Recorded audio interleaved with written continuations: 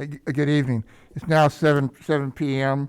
I want to welcome everybody to tonight's 24th of January regular scheduled board meeting. I call this meeting to order. It's now at 7 o'clock p.m. I declare we have a quorum, and Ms. Hill is going to lead us in the pledges, and Mr. Director in the invocation. Could we please stand? I pledge allegiance to the flag of the United States of America and to the republic for which it stands, one nation, under God, indivisible, with liberty and justice for all. Honor the Texas flag. I pledge allegiance to thee, Texas, one state, under God, one and indivisible. Let us pray. Heavenly Father, we thank you for bringing us through the year of 2021. As we begin 2022, we ask your blessings upon this district as we strive to give our students the best education that we can. We come now with heavy hearts with the passing of Zeke Marino. We pray for his family during this time of bereavement. We pray you will give them strength and comfort at this time. We pray for our board and our superintendent as we begin this meeting this evening. And we ask all these things in Jesus' name. It's for his sake we do pray. Amen. Amen.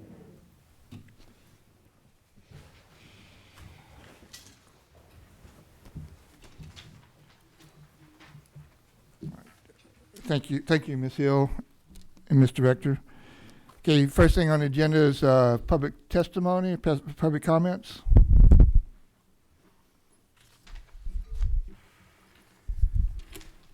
And we've got 5 individuals that have signed up for public comment. Before we can open up the floor for that, I need to read you board policy things. Pursuant to Board Policy BED, the board will allow every person who wishes to address the board on an agenda item to do so before the board considers an item. The board will not deliberate regarding any subject that is not included on the agenda posted with the notice of this meeting. This is the time for the board to stop, look, and listen to public comments. Each speaker will be allowed 3 minutes to address the board. We ask the speakers refrain from comments about any district employee without proper due process. Okay, first up we have Ms. Kelsey Durham. When you come up, please, could you state your name and your address for our records, please?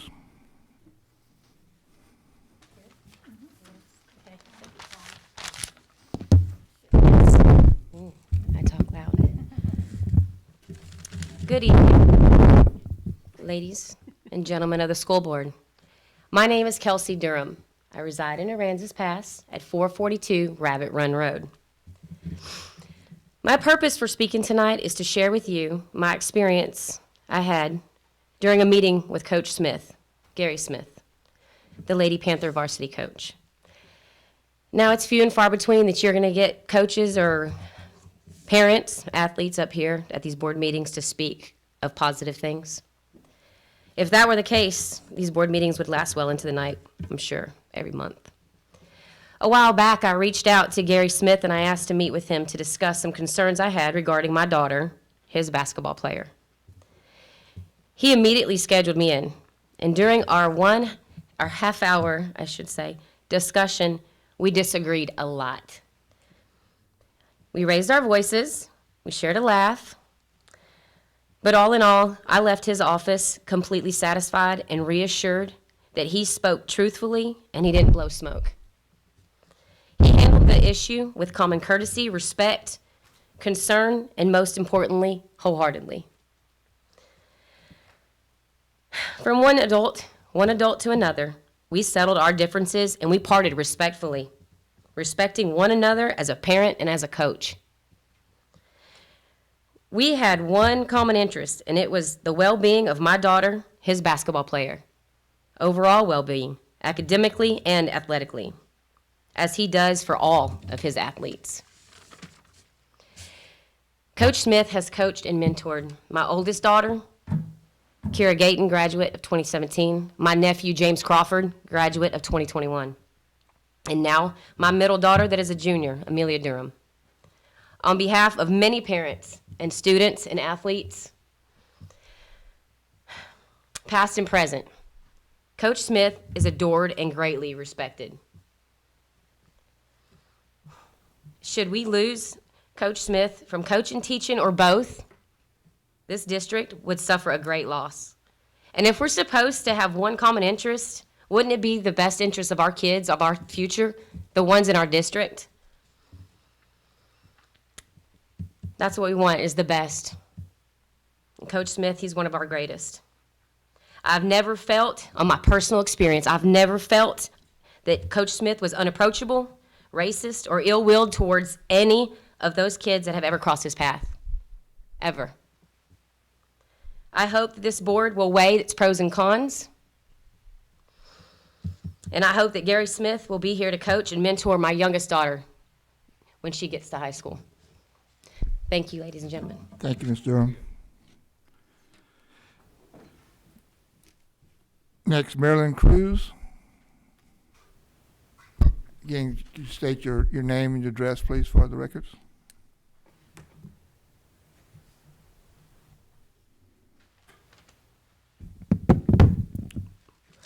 Hi, my name is Madeline Cruz. I live in apartment 232 at 2175 West Wheeler Avenue in Aransas Pass, Texas. I have known Coach Smith for well over 10 years, and while knowing this man, he has only ever inspired me to be the best person I can be. From teaching my mom to my brothers and as well as myself, I have only known him to be helpful, selfless, and caring to others, in the classroom and as well as on the court. He has shown love to all and has never singled out a person for their ethnicity. As a teacher and a coach, I understand the wrong in what he may have posted, but as any other person, he still has a voice and his own opinion. With that being said, he's only shown love to my teammates and as well as myself. And for these accusations he is being accused of, it has not only affected me and it has not only affected him and his family, but the team as well. Ever since the first meeting, we have had the stress of not having our coach from one day to the next. Over the past 3 years, I've had the opportunity to be coached by him, and he has completely changed the girls' basketball program for the better. And throughout these years, he has spent so much money on us to make sure we had what we needed. From sports bras to knee pads, he bought all of this with his own money. He even bought us new uniforms and took us to some of the best restaurants to give us a new experience. My classmates as well have worried we might not have a teacher anymore. Sure, anyone can be replaced, but not him. He challenges us in the classroom so we can gain the information we need. As a senior that has seen so many coaches and teachers come and go, he has stayed with us and fought with us to the very end. We wouldn't be losing just a teacher or a coach, but a role model to some and a parent to others. Thank you, board, for giving me the time to speak. Thank you.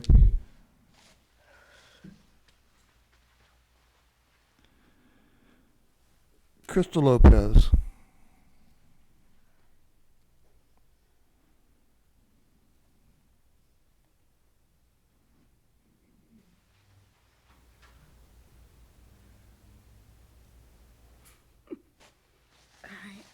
Hi, I'm Crystal Lopez, mother of Madeline Cruz, Juan Emmanuel Cruz.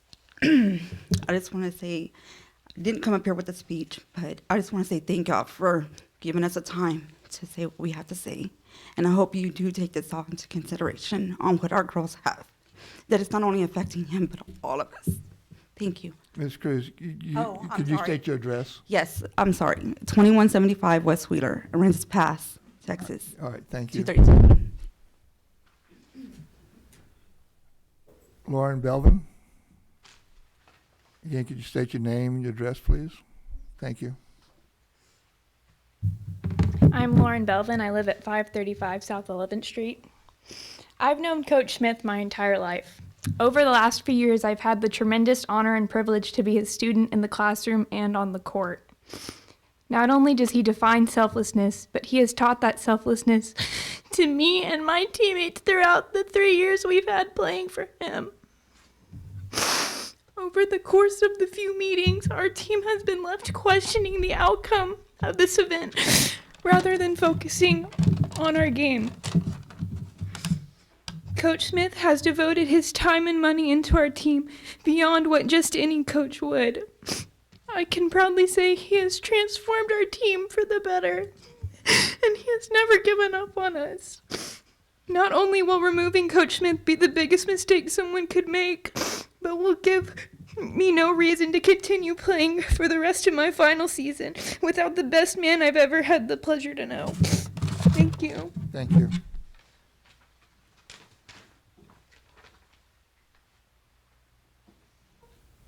Stephanie Belvin.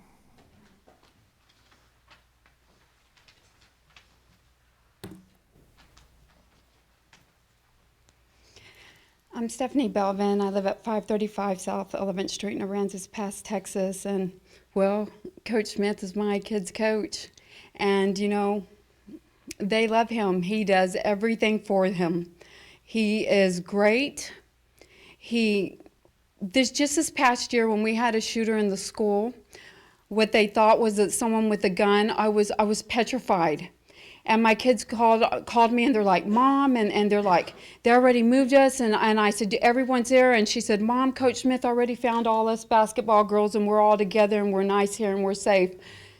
I know they're safe with him. I know he would give his life for them. I know that he does everything that he can for them.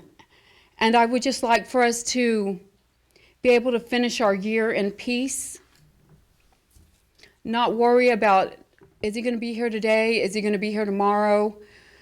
It's a lot of stress. It's a lot of stress on our children who love their coach, who he does a great job of coaching our kids. I just hope that y'all will take into consideration what a great teacher and a great coach he is and how much he influences our children. Thank you very much. Thank you. Okay, on behalf of the board, I'd like to thank all you people for coming up for public comments today. That helps the board out a lot, and we appreciate your time. At this time, go to item 3 on the agenda, which is district recognition. Ms. Cook.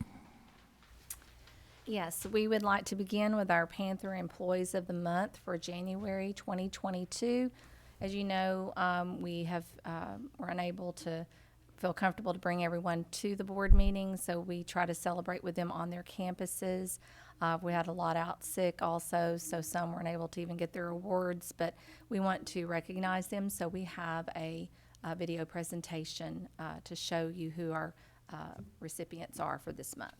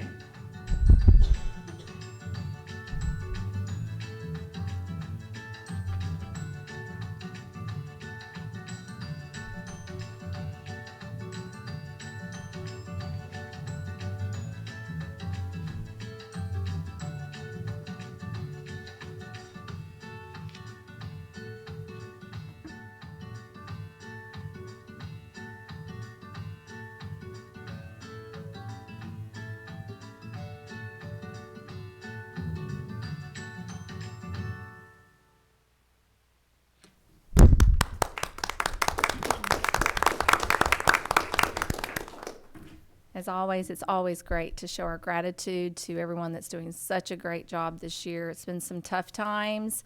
Everyone from our students to our staff has pulled together and pushing through this, and we just appreciate all that they do each and every day. The next thing for our recognitions is to recognize you as our school board. During January each year is a time to recognize you for your service to this community and to this district. We know that your pay is very small to none for being here. You have some gifts today from the campuses as just a small token of appreciation for all that you do. You'll notice on the wall some of our elementary students made some posters and things for you, just to let you know how much we appreciate you. In your board packet is a declaration from our governor of Texas for you. Normally I would read that, but this time we have our wonderful Roland Rodriguez that does a great job with video, so we just wanted to share in video our big thanks to each of you for your service.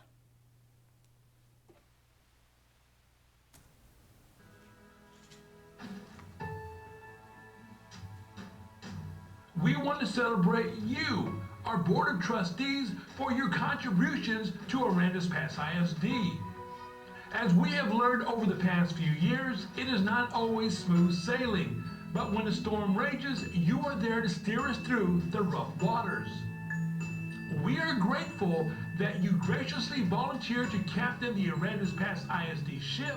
We appreciate your tireless dedication and commitment to our students.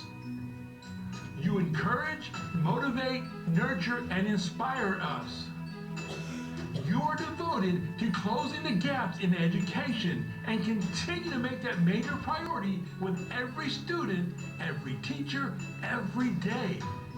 As our board members, you are our voice, and we appreciate the heart that each and every one of you bring to your job. You care first and foremost about the well-being of our students and making sure they get a quality education. You have a good understanding of the needs of the teachers, and you are supportive and open to new ideas. You work above and beyond to listen to what the community has to say. We just want to say thank you, Aranda's Pass ISD Board of Trustees, for your pride, purpose, and passion.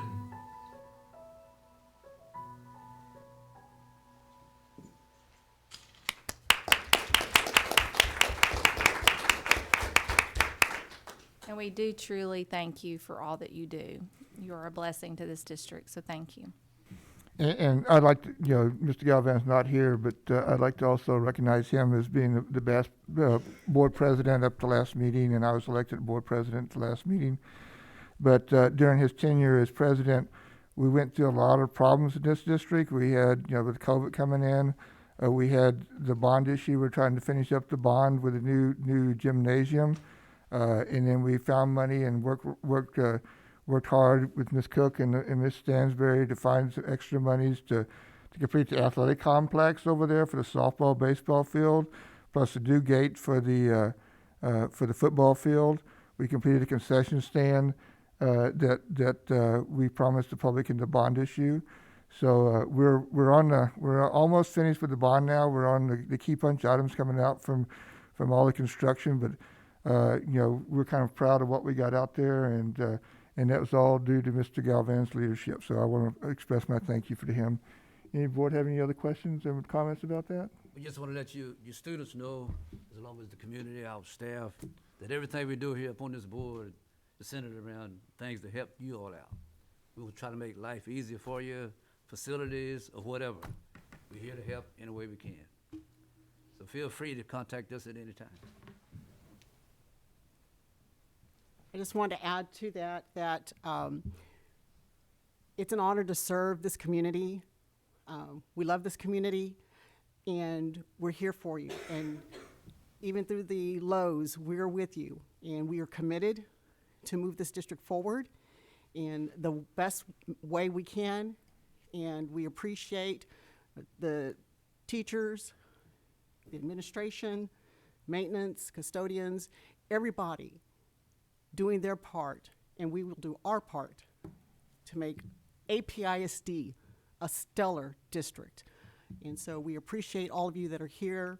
We appreciate the support that you give us as your board members, and we will continue to serve and do what's in the best interest of the district. Thank you. Okay, at this time, usually, since you students, you're more than welcome to stay since we've had your comments and stuff and you've expressed your concerns and things, and we thank you for that.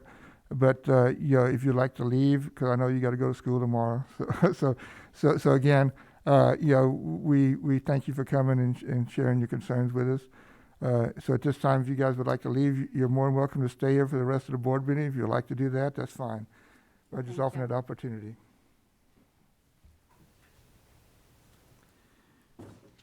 Again, thank you all for coming. Thank you. Thank you.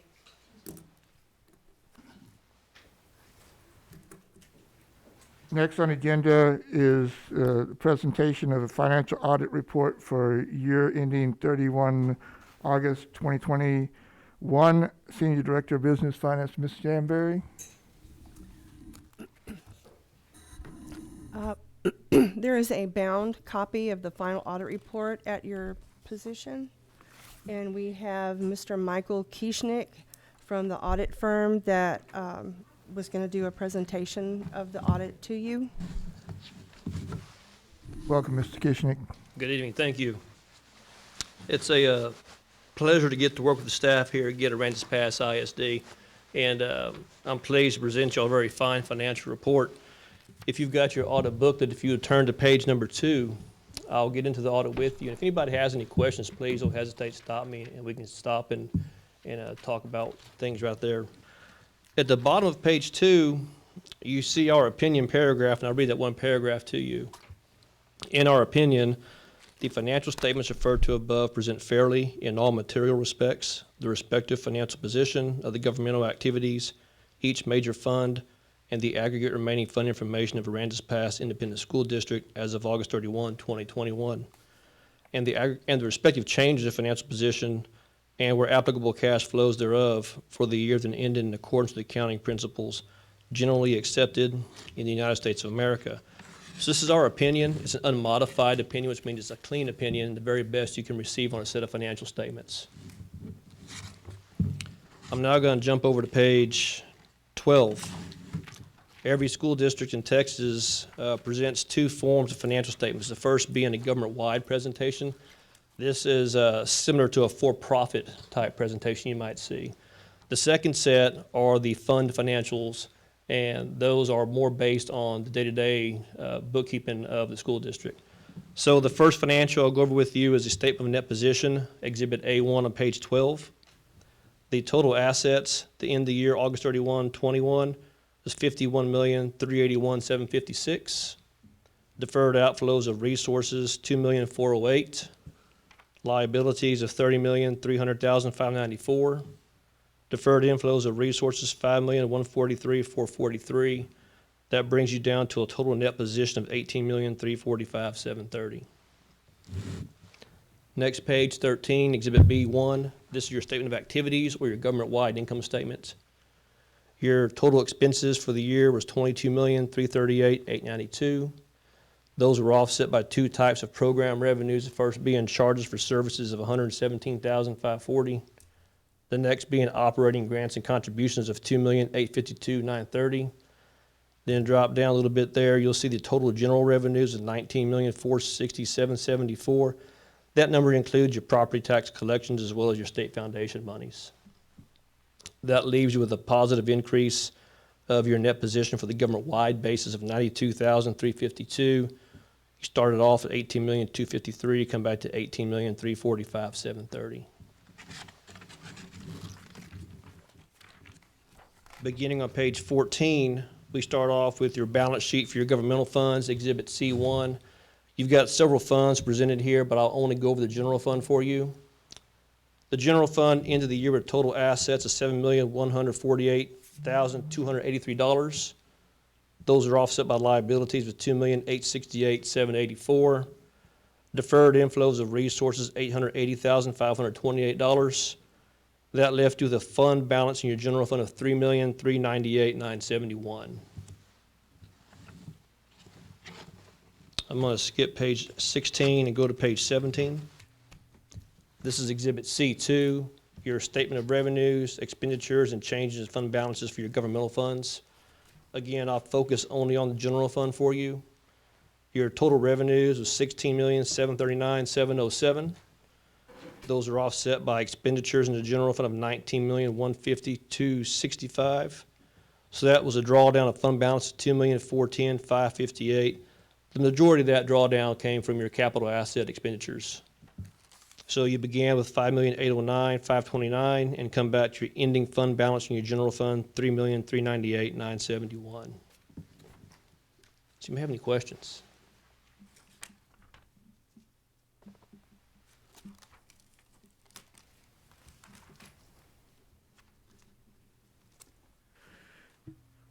This is typically kind of where I stop at. There's plenty more in the report here, notes of the financial statements, a couple more letters from us, but those are all positive, clean letters.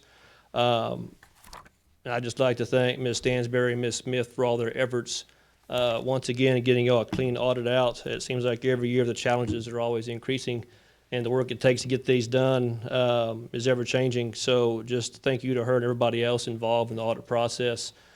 Staff we contacted and helped, everybody's very responsive, very well prepared, and is doing a great job. So thank you to them.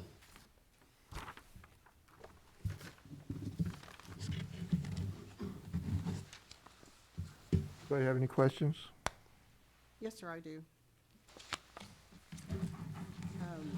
My page number references were the drafts. I'm just trying to catch up real quick. Okay. to the final.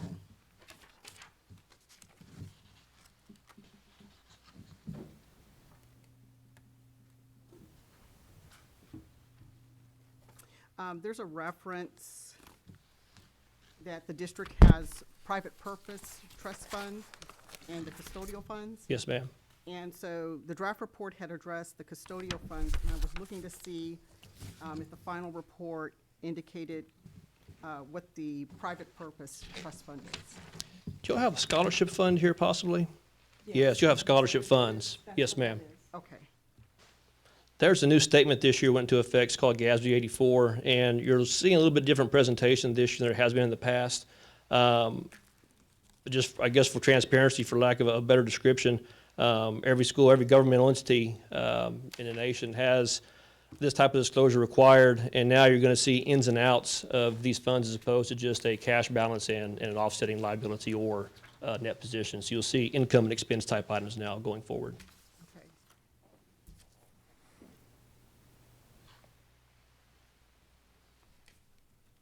And is the firm's letter in the back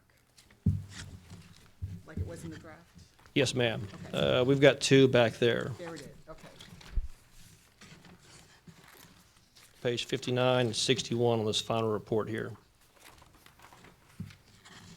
And I appreciate the explanation and definitions there on that first letter that talks about the deficiencies. Yes, ma'am. And so there was an elaboration on material weakness and significant deficiencies. The report speaks to whether or not there were material weaknesses, which there weren't, but I was just wondering if there was anything regarding significant deficiencies. No, ma'am. Okay.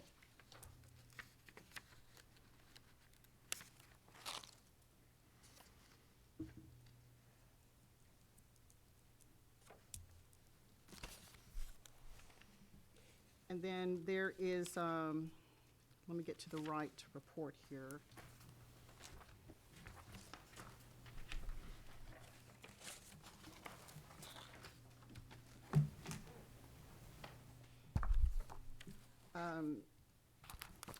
And I apologize, I don't know which spreadsheet it was that referred to version of compliance supplement used in the draft report. On page 63, the schedule of findings and question costs is probably where that reference is made. Okay, and so it refers to that the one that was used was August of 2019. Yes, ma'am.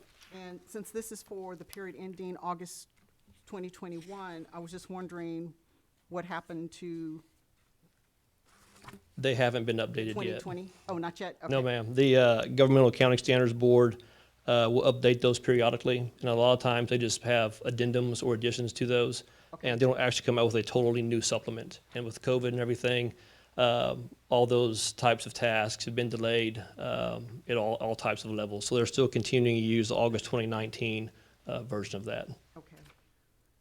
And thank you for bearing with me. This is Oh, no, please. This is great. Thank you. I'm a newly elected board member. It's my first go around here on the school district's audit, so. I'm pleased to answer anything I can. And if you could elaborate with the 10% de minimis, am I pronouncing that correct? Yes, ma'am. Indirect cost rate, allowance under the uniform guidance, what is that? Ms. Stansberry may be able to elaborate some on that, but that's indirect costs that the district uses. Where are you? Let's see here. It might be around 71. It was towards the end of the report.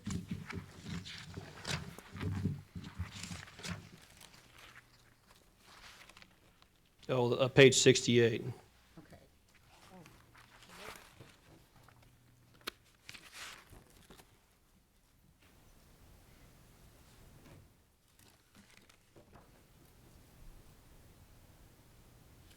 There it is.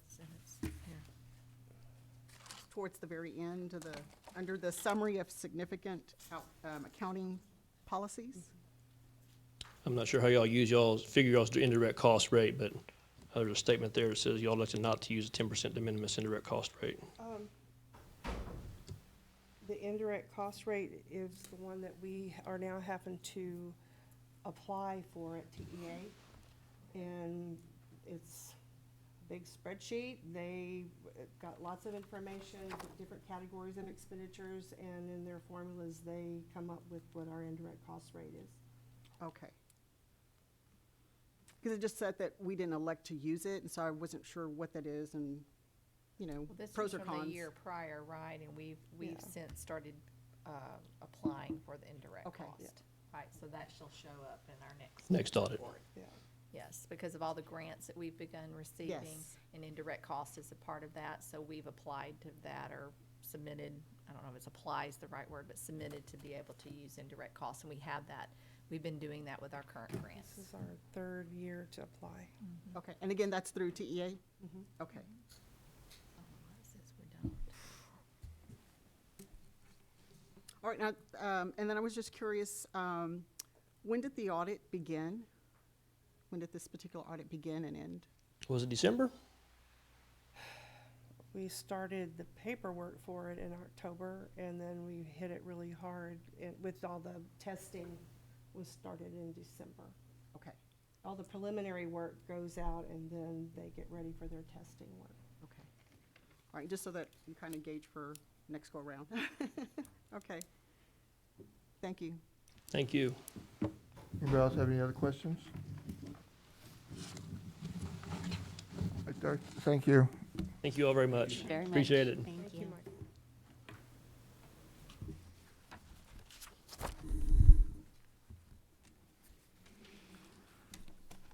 Next item on the agenda is the public hearing of annual reports.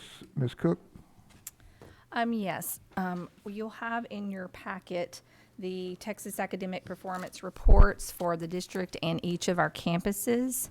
And this is something that we bring to you each January. These are basically the reports from our testing from last year, but we don't get our taper reports until the end of December, 1st of January. So as in years past, for those of you that are new, it's quite a bit of lag time. So we've already been looking at this, considering this, and pretty much moved past these reports by the time we get them to bring them to you. But by statute, it requires that each district's Board of Trustee hold a public hearing to discuss the district's annual report. And then following this meeting, we will publish this report. It'll be on our required postings on our website with all that information, and you can see that from each year. As a part of this, you're to hold a hearing, and basically if anyone has any questions or concerns for this report, it basically, what we're looking at is just to begin to remember what this is a reflection of. This report, one, is different because if you'll notice when you look at the comparisons, if you had a chance, it jumps like it did from this audit report. You have 2019 and then it jumps the comparisons 2021.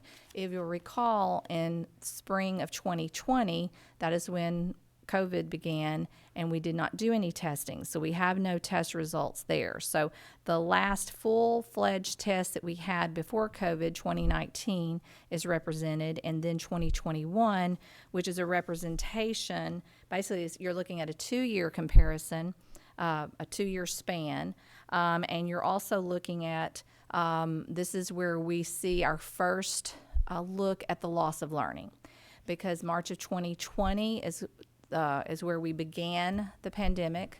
That was when, just kind of historical, so we can kind of put it in reference. We began, everyone was at home. We were trying paper packets. We weren't set up to do virtual. We were quickly trying to move towards that.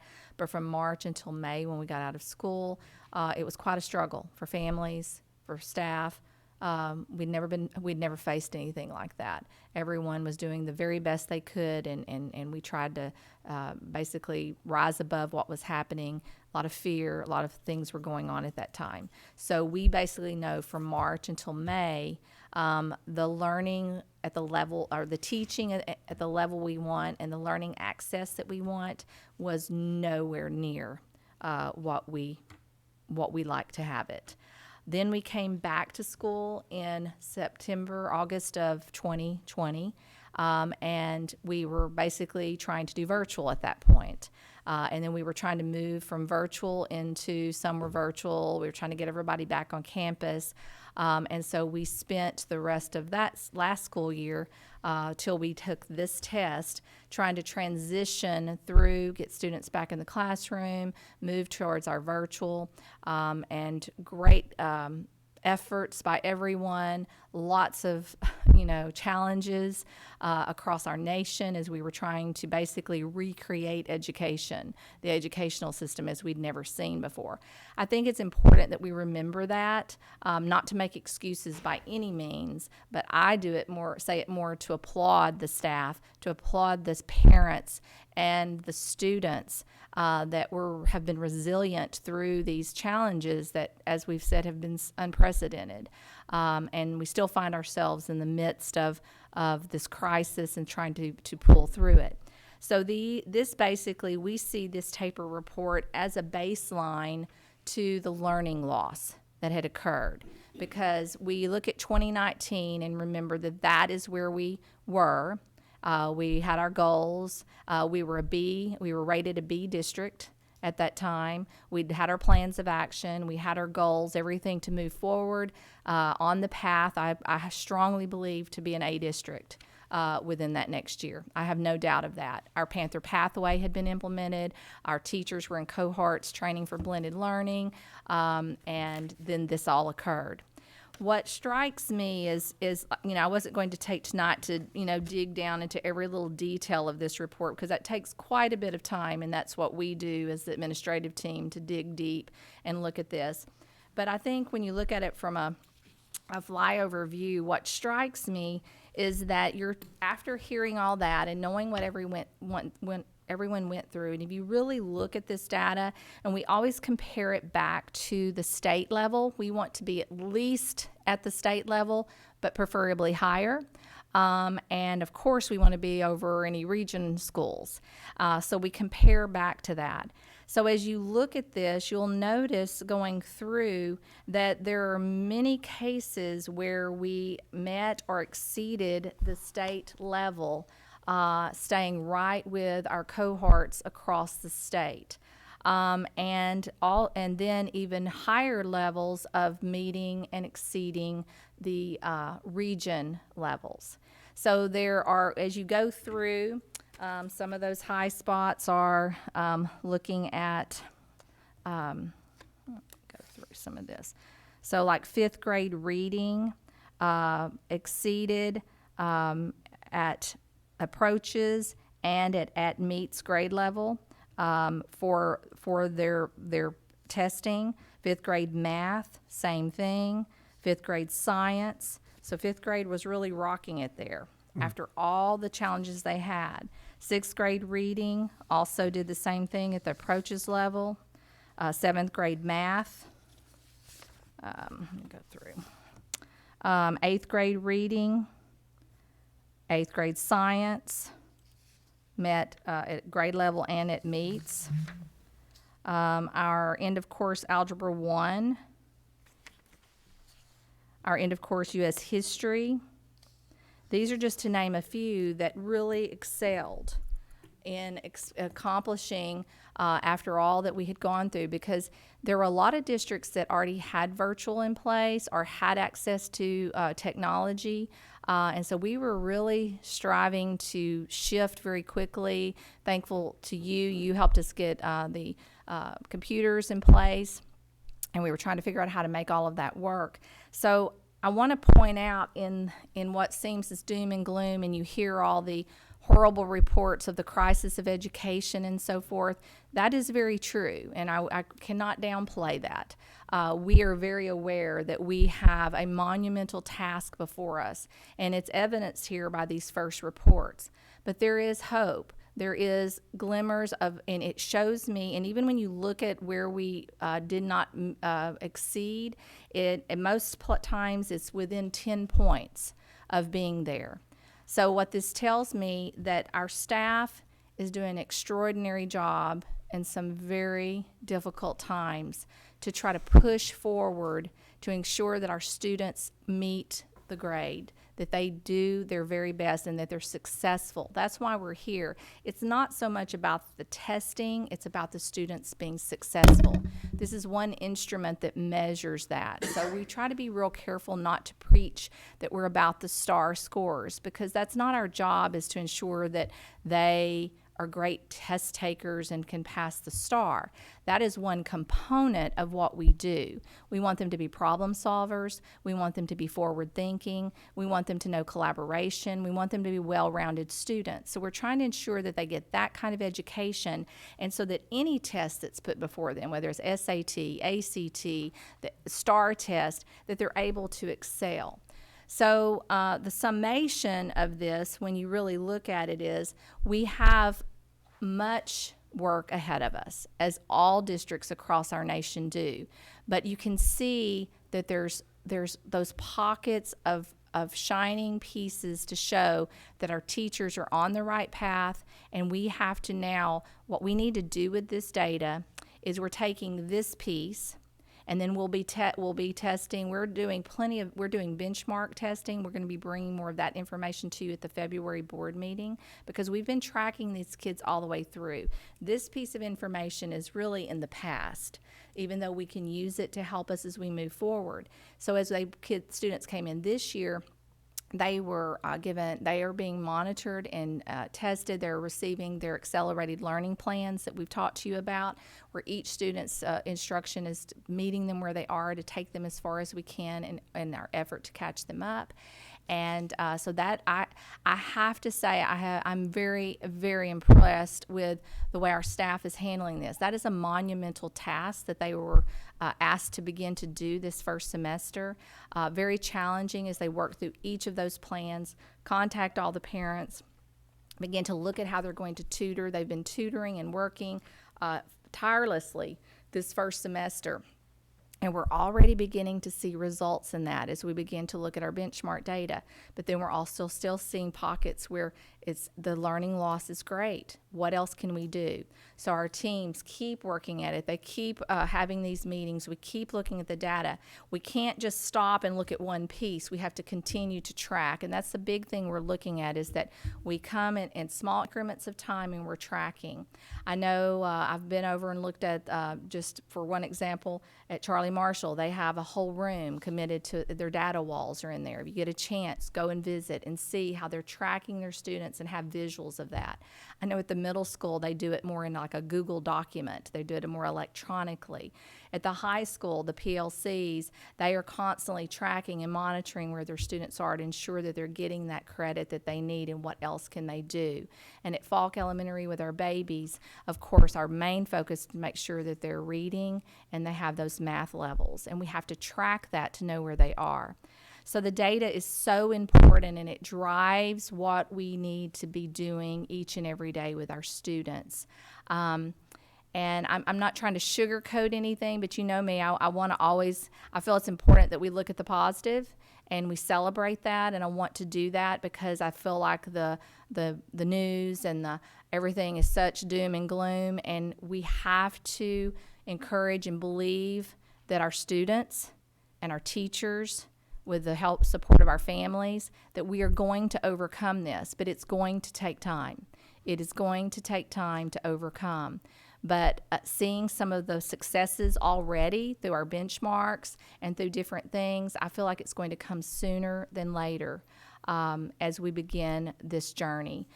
We will be, over the next several months, sharing more information with you in real time of where we are now, because like I said, this is really kind of old information at this point. What's more important is, where are we now? Where are we after this first semester back of as close to normal as we could get, still having challenges? Where will we be by mid-spring? And then what will it look like by the time we end this year? And most importantly, what are our plans? Because if you can look at this, you can track it, and you can have data sheets that, you can have beautiful data walls. But if you don't have a plan of action and a plan for implementation, and then following up, you'll never get where you need to go. I just kind of wanted to share just an overview of this, because this is kind of a preface to more things that are going to be coming at you in the next several months as we go through the spring. But this is our first stop, kind of a historical look back as we begin to look at where we are now. So with that said, this is a hearing, so there can be questions from the audience, our parents, and of course you as the board. So if you have any questions or comments or anything as we work on this. A question, Mm-hmm. Ms. Cook. I'm familiar with this spreadsheet. Yes. We see it every year, and you know how I get verbal on it, and I'm not going to. But at this point, I don't understand. And on page 24, what is the category mobility student count of 217? I get the rest of the breakdown, but I'm not. On page 24. It goes with starts with the homeless, Title 1. It categorizes disability, and then there's a mobility group. Well, 117. I don't understand what that category is. I'm trying to see where mobility is. It's under students with disabilities, and then there's a group of numbers and breakdown. Oh, mobility. And then mobility. What is mobility? Let's see where we are in our membership district. 14.2%. 24 is what it says. Count of special I students who are guess. mobile. Who are Ms. mobile? Cook, she's on page 24 of the Tapper. I see it. Okay, on your mobility, normally any type of mobility would be students that we're having that are moving from a district to a district, coming in. I will tell you, we are having a large increase in students of, as you know, our enrollment's been going up, and one area with our special needs students has increased. A matter of fact, right after Christmas, we had another large influx that came in at our Falk Elementary campus, which has brought us to needing more staff members to meet their needs. So we have seen an increase in that area. Well, even with this number, it's a year 2019 to 2020. That was a significant amount of people at that time. So Yes, and we've even seen more just this year. A matter of fact, it just usually this means month. that the rumor is that we have a great special ed program. Yes, that's Working in the district wonderful, prior to- and we just hope but the thing is to for stretches it. special ed programs, staffing student teacher ratios must be a lot smaller to truly give the students meet all of their needs, and so that's where we are. And you'll see later tonight as we try to meet some of those needs, some recommendations we're making to bring in staff members, because that's the hard part sometimes is, a lot of the times right now is us finding the correct staff to meet those needs. Yes, ma'am. Thank you for clarifying that. Yes. Anybody else have any questions? In that same section, I had a question about the very last description. Count a percentage of is that Economically disadvantaged. I just want Yes. to make sure. Yes, they'll kind of shorten things. That's kind of. So just from my, if I remember correctly, Ms. Cook, this report is based upon what we didn't do a counted STAR test, but we did a STAR test last year, right? So this is a report of what Yes. that data showed us.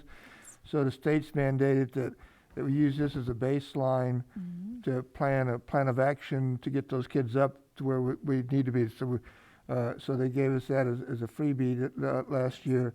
And so we've been using that as a baseline for our campuses to determine where our needs are and what we need to improve. So, And there was no rating for anyone last year. This school year, just had a meeting with Commissioner Morath. He spoke to all of us just this afternoon. He has stated again that the testing will occur, and we knew that. We just didn't know about the ratings. The way they're going to do the ratings this year, they will have ratings of A, B, and C, and if you have anything below that, it'll be a not rated. As someone commented, then that means you're a D or F. But but I guess they were trying to help save face. That's kind of the only grace they're going to give anybody. And it's going to be interesting to see what it's going to look like because everyone's working hard across the state,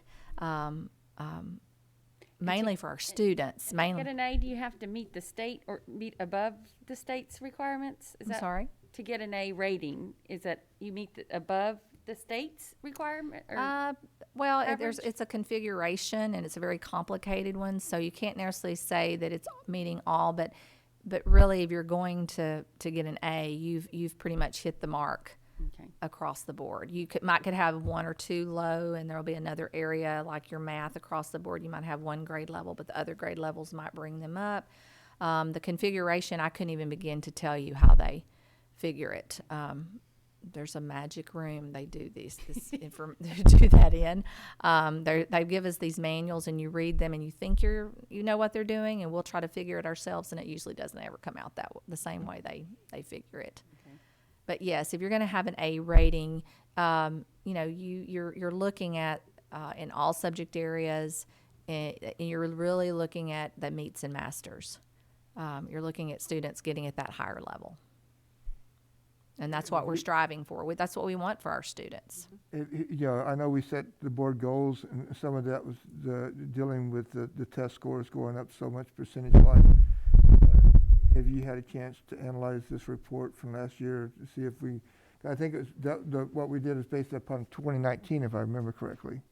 As far as what our rating would have been? Yeah, well, no, when we did our board goals, set those, I think we used the 2019 data to set what we wanted for our goals to move up. Yes. But we got to 2021 data. If we went back at those board goals and seen if we met those yet, the board goal you set was for us to be an A district because you set it because we were B, and you wanted all campuses and all and the district to be an A rating. But then that's when all of this began, and I can try to guess. But I have no real way to configure to know what this rating would have been because we were not rated. No one was rated. So there's really no way. So that's where we are now is that's why I suggested that this spring or the summer when we get our rating, that will truly, then we will have our baseline. And, I'm hopeful that it's still at least a B. And that's, because I believe enough in my staff that that's what they're striving for. I'm going to put it this way. I don't know that we're necessarily, I'm going to just be honest with you. We're really not striving for the B or the A. We're striving to teach kids, and we're trying to make sure these kids get as far as they possibly can be. I don't know. I hate for us to get so focused on that we lose sight of what we're trying to do, which is educate children in a well-rounded way. And I believe those labels will come if we do our job over here. So we don't walk around saying, oh, y'all better teach it on up because we want to be. I don't do that, and I hope that's not what you want me to do, to be honest, because that's a lot of stress. I need them teaching. I need them focused. I need them building relationships with students. I need them meeting these students where they are and doing their very, very best every day to take them as far as they possibly can. And I believe with all of my heart that if we do that, those things will naturally happen, that we will make them happen. But if we make the focus to be a letter grade, that gets dangerous for districts, in my opinion. But I'll do as you direct me to do. So we really, to answer your question, we really focus on the teaching and on the tracking and taking the students and getting them on grade level. That's where we need them, on grade level and beyond, so that when they take this test, then those results should manifest itself in a B or an A rating. To tell you what our rating is for this past year, I do not know that. If you look at it and you compare back to, you know, we met some areas we were above in some areas, we were below in others. You know, you could venture to say C, B, somewhere right in there. Yeah, I think it's I more don't think like we were failing by any means. if I remember correctly, part of the board goals was like we went like a 5% raise in some sub pops and some. That was the sub pops, yes. Those Yes. things there, and so not the overall grade, but there was some. Yes. You know, that we specified in certain sub pops to raise Yes. those up so much. Yes. You know, have we? You know, did this data show us that, or Yes, we can dig down and we can see. Of course, once again, you're doing a 2-year span Yeah. going back, so we can look at that, and I can run you a report like that if you want to see, like for each sub pop where we are. If there was a 10%, Well, I mean, I can't remember. I can tell you pretty much there wasn't. Oh, there'll be bright spots, but there'll be more that went down. Yeah, I just remember. I just trying to remember back what when we set Yes. the board goals. It was There was 10% couple for of each sub sections pop that we had and an sub A pops rating. Mhm. And an A rating, and that was the biggest. And you know, the A rating I understand, and the Yes. sub pops. This is kind of temporary data. It doesn't really, you know. Hopefully that you know when they do the test this year, that will you know leaps, you know, like a bigger leap like we did. Right. You know, like last year when we took the test, we I moved think up the a little big bit. thing to look at is going to be our growth measure. The growth measure is going to be very important as we look at compare these scores to the ones that will come out in May and June, is to look at that growth measure. Our EOC scores that you're going to see that we'll be presenting to you for our end of course that students that took it in December, you're going to be quite impressed. There was quite a bit of growth. Our percentages went up quite well. So I think as you start seeing this, you're going to see we'll be able to show you those growth measures. We'll be able to show you where we're celebrating, and we'll be able to show you where we still have work to do. And so we'll start drilling down. This is just so massive in one board meeting in one evening. It's hard to, you know, I mean, we spend days doing data digs and PLC meetings over weeks. And so it's real hard in one meeting. So that's why I thought if we kind of break it out a little bit, because I was going to do the benchmark data tonight also, and I thought, oh my goodness, that is just just way too much. So let's start here. Next month we'll do the benchmarks, and then by then we'll probably be getting close to mid-year because they do a few more benchmarks. We'll have some more information. We'll have some of our reading levels come out, and then before you know it, these scores, our preliminary scores for our STAR testing, will start coming in. So you'll pretty much be inundated pretty much between now and August with where we are and what we're doing, and I'll make sure that we reference it back to the board goals. And just for, you know, could you clarify for this, but I don't know if you have a question on the growth rate, when you're talking about the growth rate, that's basically what we, you know, what the kids did, is it like a growth rate between years or growth rate? Yes. So, you know, that's measured through the STAR 2. That was one of the good components that they added several years back, which is huge, which is part of the accountability rating too. There's several measures they use, and one is that growth rate, to take a student and say, for example, if it's a third grade student and they come in and let's say they're reading on a 2.5 level, middle of second grade level, and when you test them at the end of the year, they're at a 3.5, then they showed 1 year of growth. And that's what you want to at least have, is 1 year of growth.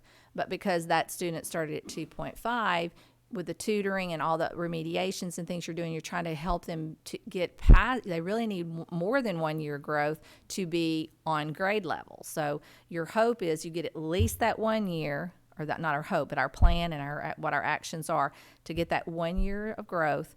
And then if they're have deficits, that we do enough that we can get them caught up. And so that's in a normal year circumstance. Now we're dealing with all that has happened since March of 2020. So we have a lot of our students that are much more than 1 year below grade level.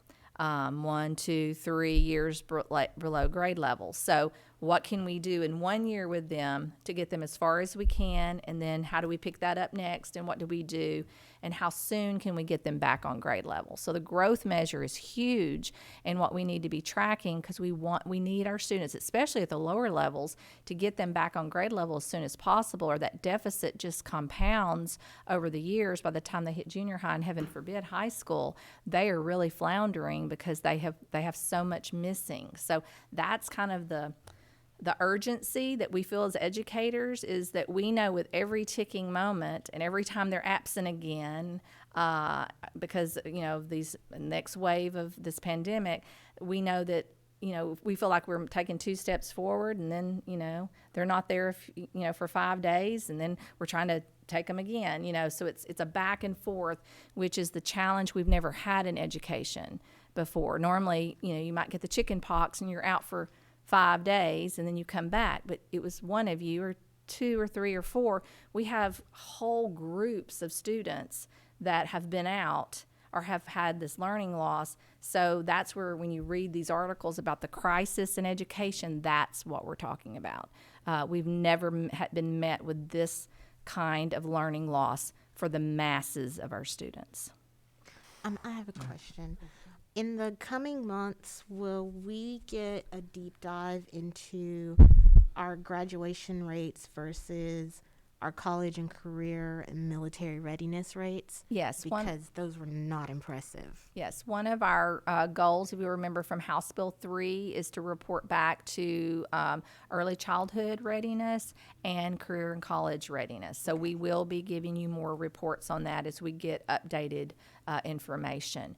You'll have to, on that, and one of the reasons that's not impressive is because, especially from 20, we had students that when you came through this that weren't able to complete some of their CTE, some of their certification coursework, or because of different things. So we were hindered, not just us, but we were really hindered to be able to do some of those completions that you normally would under normal circumstances. Gotcha. Because our graduation rates were really high. Yes. But the latter didn't match it. So I was hoping there was some data there that we just aren't seeing here. Yes. And I know that Michelle and her team really look at that very closely, and we'll be doing some more reporting out on that. Okay. Yes.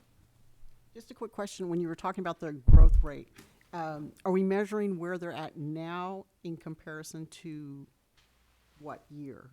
Is it just where they are in totality for their academic career? Well, or for we're just pointing back to pre-COVID?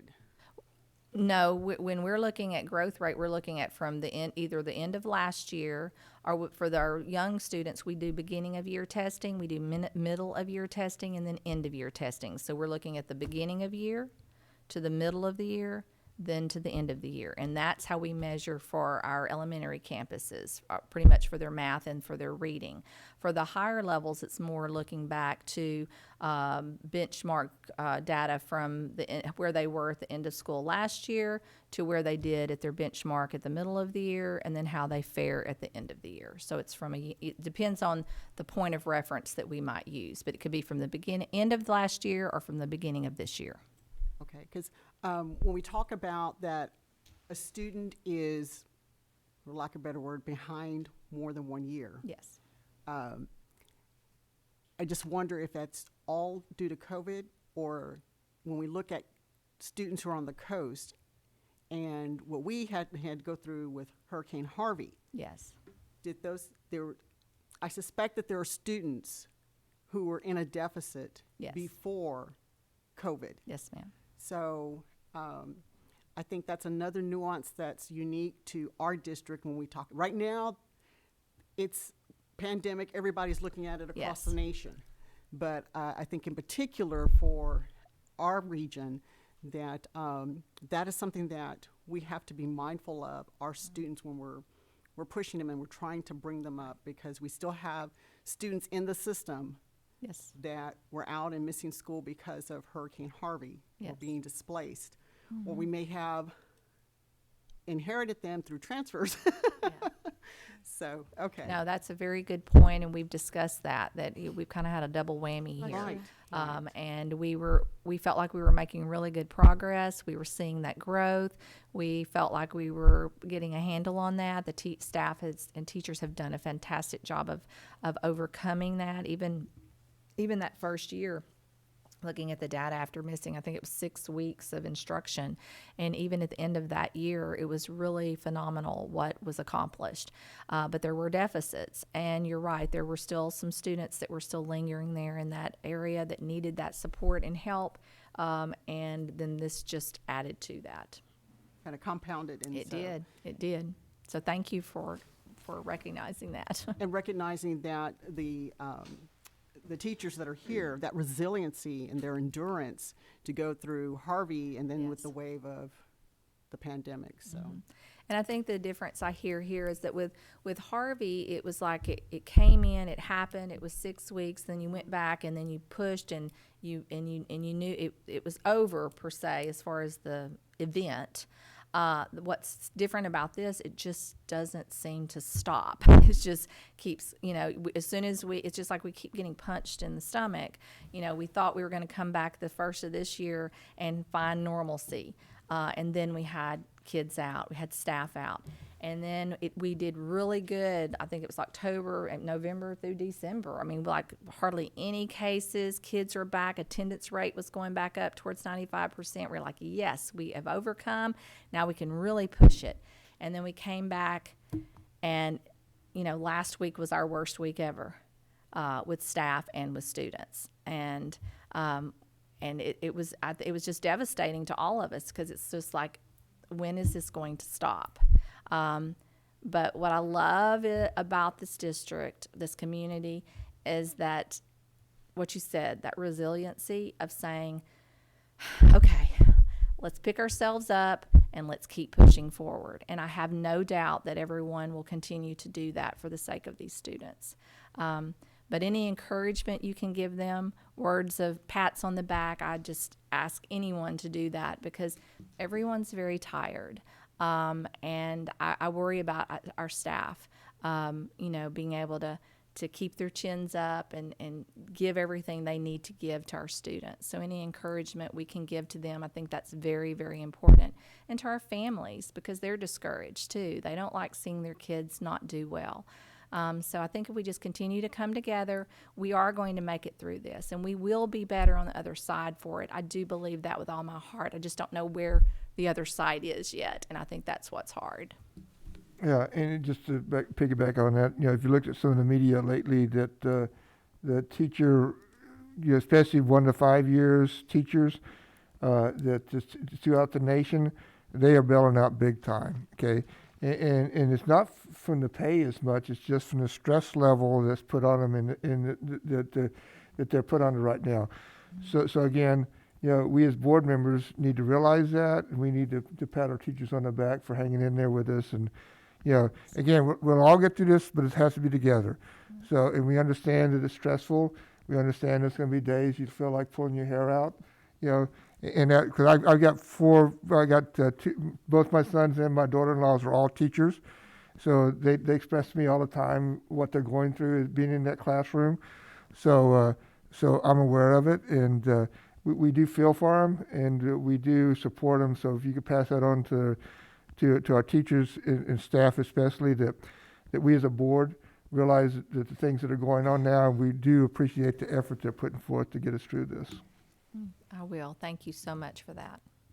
I have another question. Yes, ma'am. On page 17, there is, at the bottom of this chart, there's this last section that didn't tally up to the 109, and I was just curious. You said that's 17? Yes, on the graduation profile on page 17. It's the very last set. I was just curious if those were, some of them maybe fell into 2 categories. I guess, what are you looking at? So at the very, very bottom of that one, because that one's blocked off into 3 separate sections where it says by ethnicity, by graduation type, and then this last section doesn't have a a heading, but it says special education, economically disadvantaged, emergent bilingual, and at-risk graduates. And what was the question? The total, in each of these other sections, the totals equal to that 109 at the top, but in this one it was slightly higher. I do not know. I'll have to ask. Could it be because there's not enough in that subgroup to be tallied? Might be. I don't see any Some asterisks. of them, Yeah. if there's not enough students, I think it's 10 or more. They're not Yeah. rated. Yeah, there's. I use Yeah. looking at Charlie Marshall, I think I have 2 or 3 Asian students, and when you see Asian students, it'll be an asterisk, because if there's only 2 or 3 in a small town, for confidentiality reasons, you could assume. Well, it's this one one's on the overall for the district. Yeah, And it's not showing. It's not. It doesn't have the asterisks like it you're doesn't talking have about. asterisks on this Yeah. particular page. It's just no, it's okay. This No, one I mean it that was was a good just thought, but yeah, a different some of the number. reports are very different this year than we received. So I do not know the answer to that question, but I will try to get the answer Perfect. for I you. was just wondering because I know that with that at-risk graduates, I was wondering if some of them maybe fell into that category Okay. for post-graduation. I wasn't sure what that actually entailed. Yeah. Well, let me look that. I will not even pretend to tell you I understand every one of these reports. I have to go back to the manuals to sometimes read and see what their purpose was for what they were doing. That's Okay, So I will get that answer for you all. Send it in an email. That's what you're saying. The total was 109, but that section comes out to 124. So Yeah, where did those students come from? a graduate could have been in both categories of economic disadvantage and at risk. So they That could have is been in true. Yeah, I that's bet what you- I was thinking. I think that is probably right, that they fit several categories. But I will double check that to make sure. Thank you. You're welcome. You guys are great. You're very thorough and really looking. I'm excited. Data is my jam. I can tell. We've got some data meetings they can join, Kelly. Anybody else have any questions on the Texas Academic Performance Report? Okay, thank you, Ms. Cook. Okay, next item on the agenda is the district accreditation status. Mr. Cook? In your packet, we put, actually, I was going to test you to see if anybody noticed. We changed the form that's in there, see who read early, because we changed the form because on Thursday, little to my knowledge, the TA had sent out the notice that we have since dropped into your packet. The other one we pulled because we didn't have any notification and we were trying to go ahead and just move forward with the accreditation status. But as you see, dated January 20th, down in the middle paragraph, the commissioner has decided to not assign accreditation statuses until 22-23 school year under this authority of 19 TAC. So with that said, there is no accreditation status that we need to bring to your attention at this time.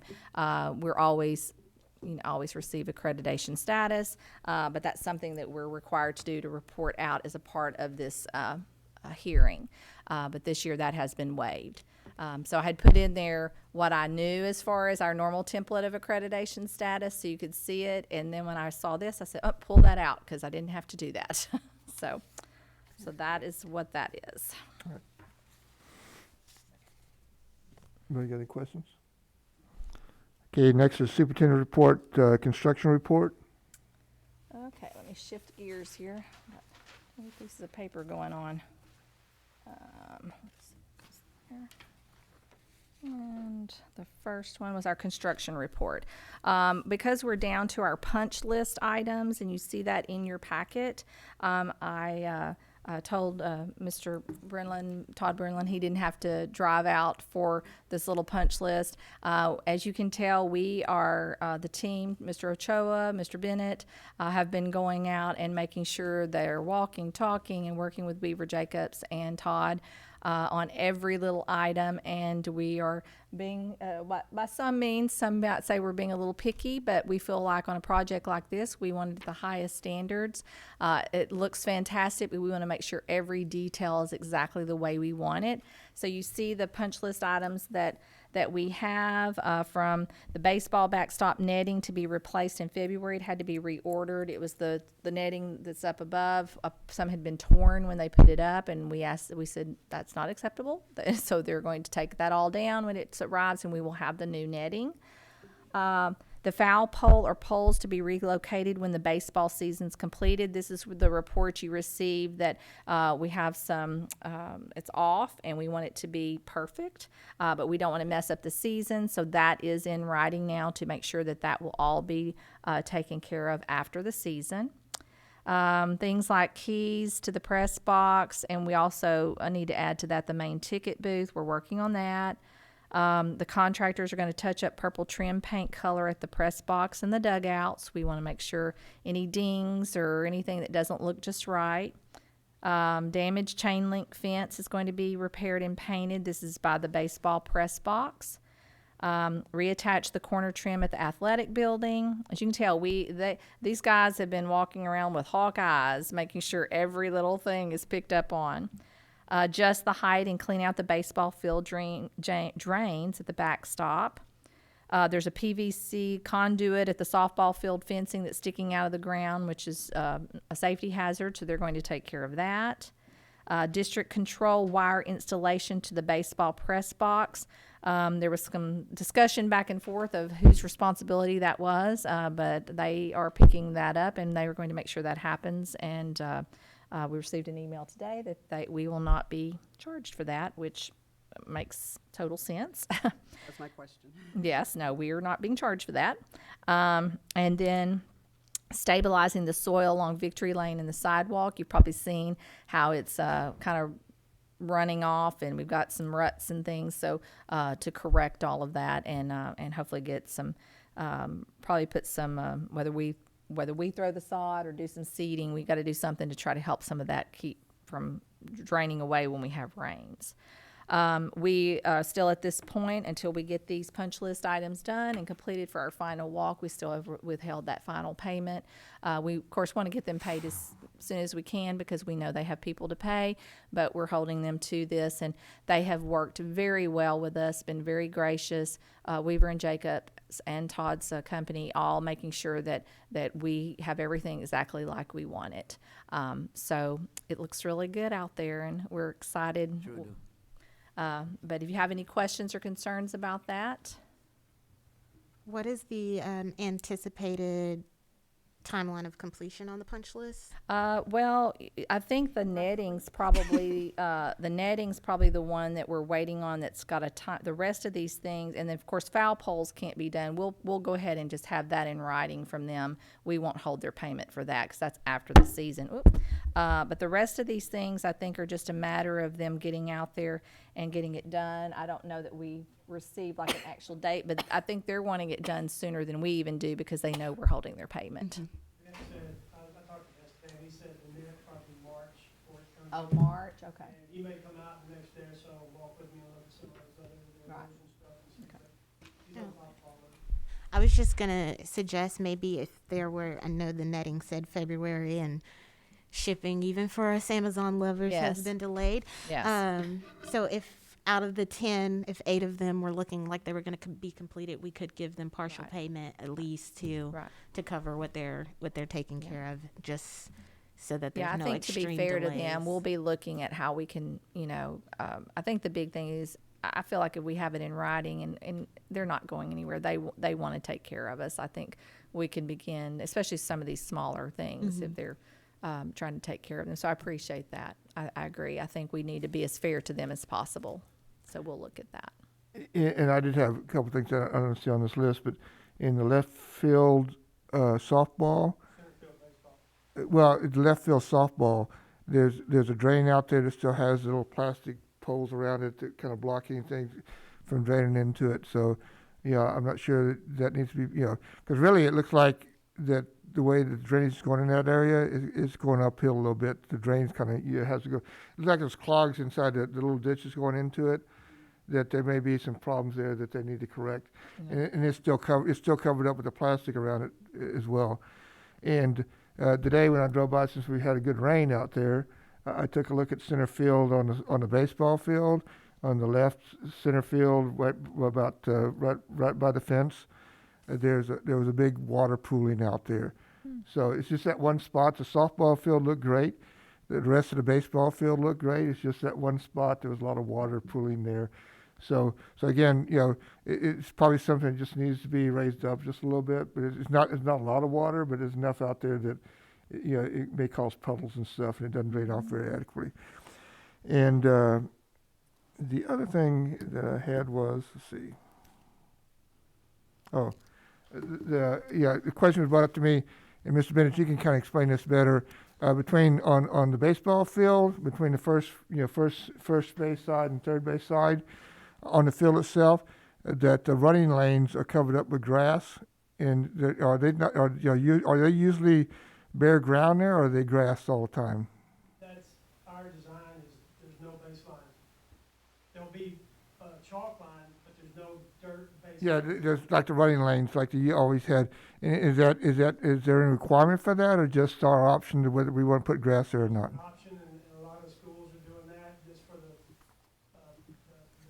having to keep up with that dirt, keep getting that cut straight. It's pretty hard to do, actually. When you see Whataburger and all that show, people stay on those things Yeah. 6-8 hours a day, and they can do that.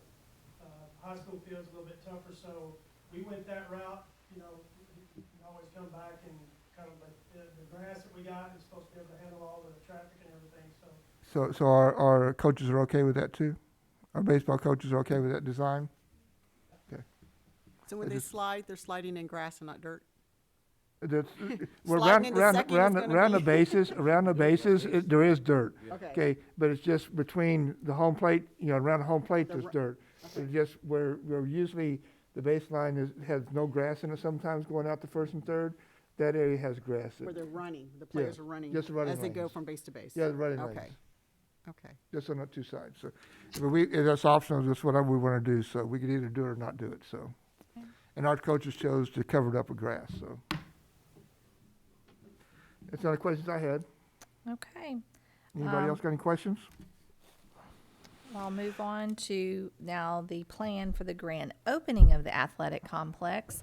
We were, pushing to get us where before that first home game occurs. The girls will play February 4th.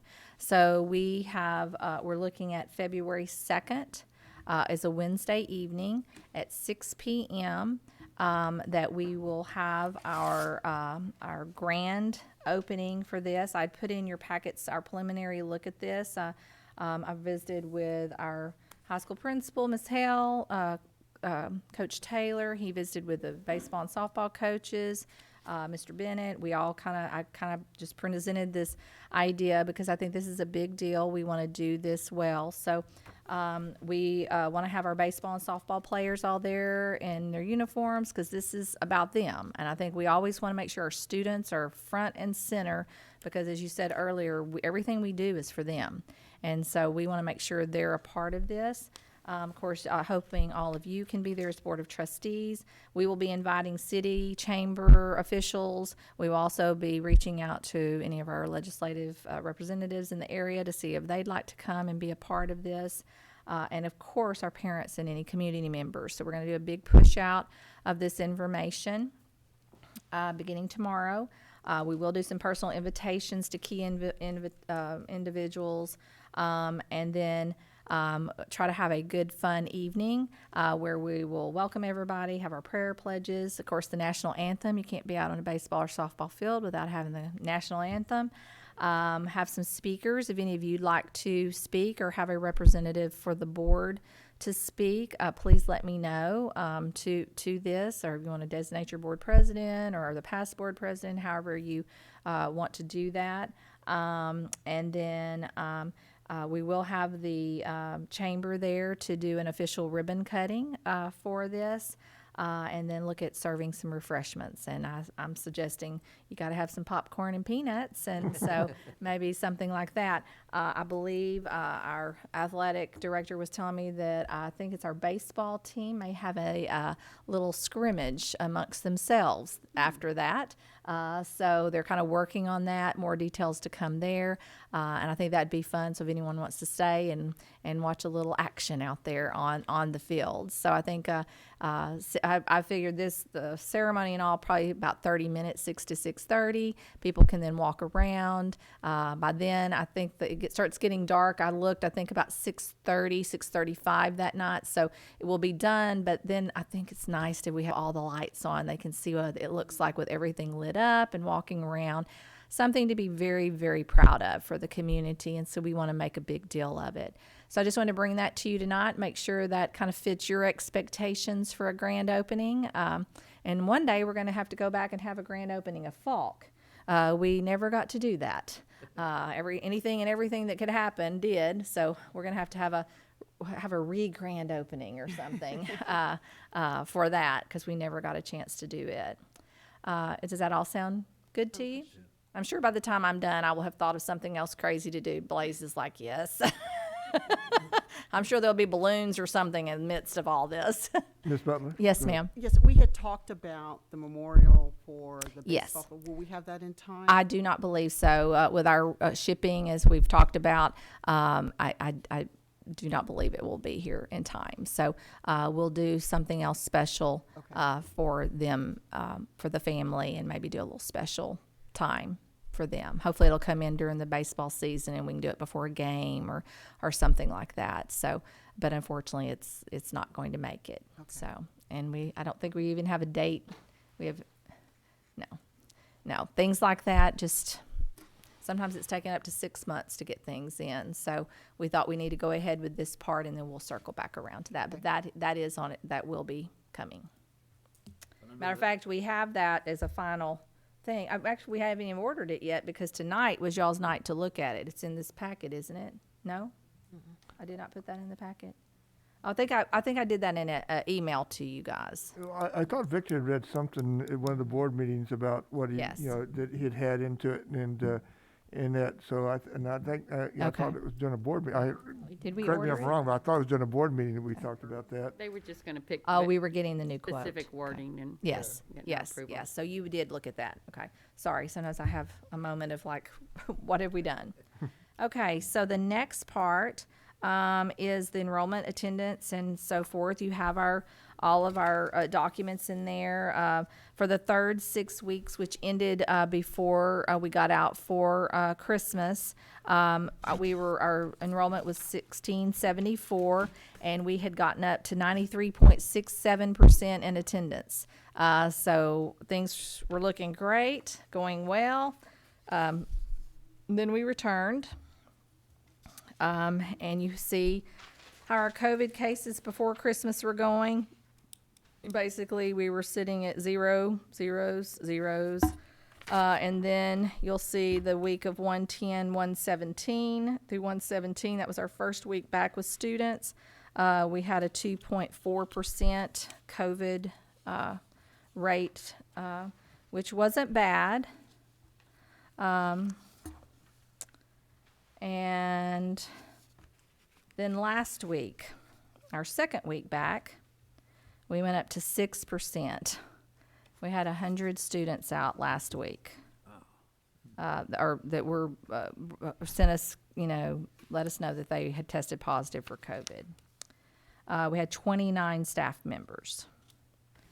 Our attendance rate did fall below 80% for all 3 days we were here. Our staff did an amazing job of covering and doing everything they could to keep our doors open, keep kids safe, and push through this. I applaud them for that. It was a rough week. Today, we had 6. This was basically when you come in on a Monday, any day after a holiday or a Monday, is kind of a culmination of what happened over the weekend too. So today we had 6 that were reported COVID positive and 14 students. So it drastically went down. So we're hopeful and we're prayerful that last week was our peak. We're being told by health officials that that's the case for our entire region, is that everybody was kind of peaking at a little, depending on when you started a school. For some schools started earlier than us, so they peaked the week before, and then we came in. So they're saying by the 1st of February that we should drastically see this decreasing, and we can all just continue to hope and pray. Thankfully, everyone has come through any cases pretty well, and I just don't know what else to say about it. Is that we're just pushing through. We're doing the best we can, and I want to really thank Sally McCutcheon as the director of nursing. She has done a phenomenal job of all the COVID testing she's been doing, and I just really appreciate her. I appreciate everyone, but I just want to give her special recognition because I don't think anybody realizes how many COVID tests she's given over the last 2 weeks. So if you have any questions about that, that's where we are. The next piece was to set the date for a special meeting to discuss property and casualty insurance coverage options. Cheryl and I met with our representative Chase to look at the landscape of the insurance based off of all the tragedies and I guess not tragedies, like it is a tragedy, but all the disasters which are causing insurance premiums to increase at a drastic pace. We all agreed that bringing that into a board meeting and you trying to digest all that he told us, and it wasn't real pretty, that it might be better to have a special 1-hour meeting where he could really sit down with you, let you look at it, answer all your questions, because we'll have to make some decisions about the type of coverage we want to have moving forward. So we were looking at some dates. He has February 7th, 9th, and 10th. And he's saying, unless y'all have just lots of questions, he feels like we can do this in an hour. So if we could pick a time and hopefully be able to come together and have a little workshop on this, so that then by the February board meeting, because what we want to do is he wants to share it with you, answer your questions, give you time then to think about it. So when you come back to the regular February board meeting, then you'll be prepared to actually make a choice and decision. This is one of those things that you definitely don't want to have to hear about and then make a decision at the same time. Well, does anybody, can we go ahead and try to, kind of put Yes, our if poll we in? could pick I'm available on the 7th, 9th, and 10th in February. All those 3 days are good for me, so any of those things works for me. The people around here, we probably need to send them an email and see what they would prefer to. But we can kind of get a... I'm available. Anything after 5 or 4 or 5. I'm available too. I don't know when he's available as far as... So as Ms. a Butler or Ms. Hill? Maybe it's... I'm available. Maybe it's if there's a date that's not good for you. Well, the 7th, 9th, and 10th is good for me, for any of them, like I said, and I think everybody... Everybody's good? Okay. So I'll check with our 2 that are absent and make sure, and then we'll see if there's any dates. Now, is there one you prefer over the other, a Monday, a Wednesday?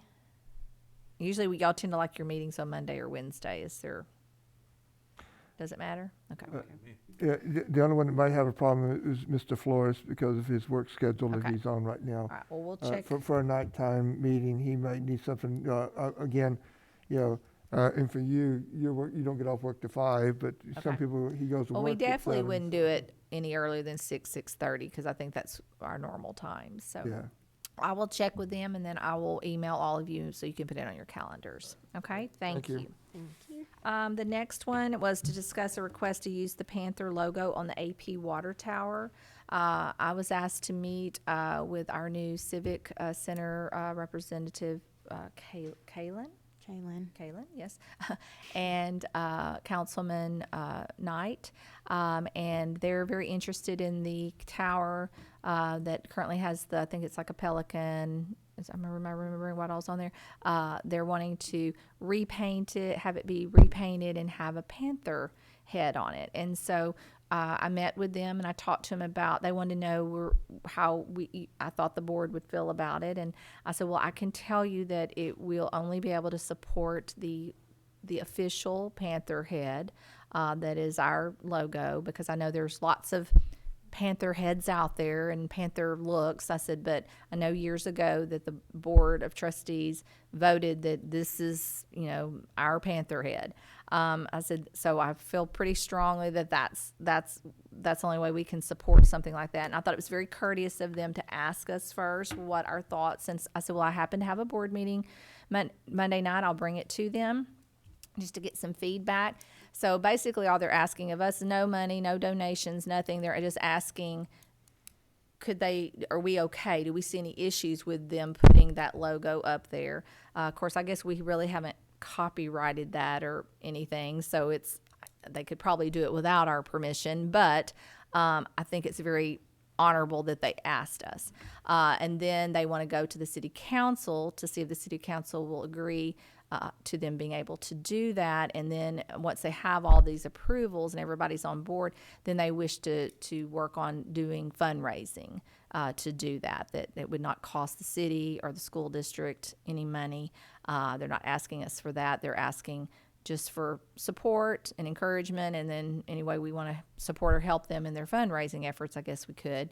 So I just wanted to bring that to you and see if you had saw any issues with any of this, any concerns. Yeah, we need to bring that back to the board for board action later, like next meeting probably. It really doesn't take board action. I mean, they're just wanting to use I don't see that it needs, unless you want to act upon that, but that's really not we don't own the tank. Yeah. We're just, I guess I was just bringing it to you as. And they can paint anything they want to on it. Really, Yeah, they can. That's what I'm saying. They don't really need our permission to do this. They, out of courtesy, were bringing it to us to see how we felt about it. Well, I personally don't have any problem with it. I think it's a great idea, because I know when they got the new water tower up, and they painted the red fish, where they buy it every day up there. There was some community inputs about we took the Panther logo off the water tower and we didn't put it back. And I think the city said, well, I think the game plan was to put it on this and closer to the school. That way, everybody coming into the district events will actually see the Panther logo head on that water tower. Or people coming to school for athletic events or whatever else, we may not be driving downtown and actually see that downtown. So it gives it a little bit more visibility. So. Now, when they say support, are they asking us to support in trying to convince the city to put the Panther up and replace it? Because right now it's got the city logo on it, right? No, they didn't. They just wanted to know, were we okay with them if they put the Panther logo up there. But as far as us going with them to the city to convince them, they didn't ask that. They didn't ask for us to help them in any of the fundraising or anything. I don't think anyone opposes of that. I just want make sure the template's consistent with what we're requiring, because as they can create a whole different look for. Yeah. No, and I told them that we actually have the actual logo official one, that I would share that with them so they would know this is what we consider the official. And that's what they'll need for when they fundraise and ask for money. So. Right. Okay, I just want to make sure for clarification of supporting them. So. No, okay. no. When I say, I think just like any community members, if anybody's excited about that, then they can support any of their efforts to raise funds. Mm-hmm. And, some of our student clubs, they may get all excited about it and decide they want to do something. So, it kind of goes back to that, creating that whole Panther pride in the community.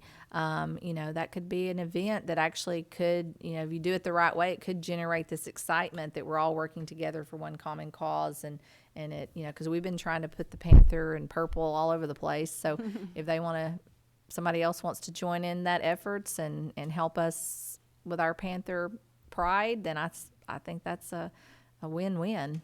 So. That's a good idea. I think it's a great idea. Do they have a maintenance plan for that, though? Because if it starts looking ratty, then it's a bad reflection on the district, because people will assume that it's our doing. Right. Even though it's not. Well, that's a good question. That's my only little piece, just to put that pressure on them to make sure they keep that Panther looking good. Right. If they're going to put it up there. That'll probably have a lot to do with the kind of paint they use, Right. how long it lasts. Right. That's a good question. I'll ask. Yeah. Okay. The final thing was the calendar of upcoming events. Of course, we don't put everything in there because there's so much going on. Our website has it. Our athletic page has all the athletic events coming up. Lots of good basketball going on right now. Both of our teams are doing very well. So anyway, anytime you can come out and support our kiddos, I know they would appreciate it. Do we need to add the ceremony at the baseball field? I didn't see that on the community events, upcoming events for the February date for. Well, we will. I wanted to it- bring it to you all yeah. first, and you hear about it first before we start pushing it out. Yeah, I so. just want to make sure we just add it to it. Now, this yeah. is just your calendar. Yeah. Yeah, So, but yeah, it'll definitely be added and put everywhere. all right, thank you. Blaze, and we'll get after it. She'll have it everywhere. Okay, thank you, Ms. Cook. Next is financial reports, Ms. Stansberry, on accounts payable, budget status, tax collection, bond finance, and FEMA projects.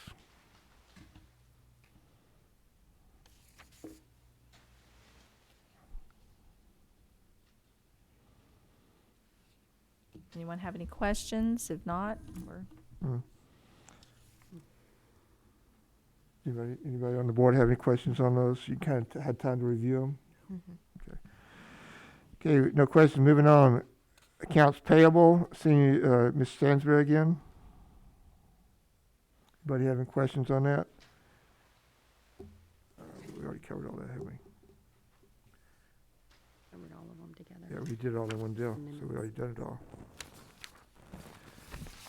Next is consent agenda to approve the minutes of the December 13th regular board meeting and the January 12th, 2022 special board meeting. Ms. Cook? unless you have any questions Yeah. or any Does corrections. anybody have or- any questions or corrections to the minutes? I do. I did attend that meeting, but it says I was absent. And they said you came in at 7. I think you showed up late. Yeah. Right, but before the opening ceremonies, it says I was absent. Yes, and then I notate that you arrived at 7:01. Because a quorum was already declared, Okay. and so then you arrived after that. So I was absent from the quorum, not Correct. absent from the meeting. Correct. I mean, absent from establishing the quorum. Right. Yeah. Not absent from the Right. meeting. No, but it's notated in the minutes that you arrived late. Right, that's what I said. It looks like you're absent, but then you're here. When board members show up late, I have to notate in the minutes the time that they arrived. Okay. So if it's, when the quorum is established, if you're not a part of the quorum that's established, then I notate when that board member arrives.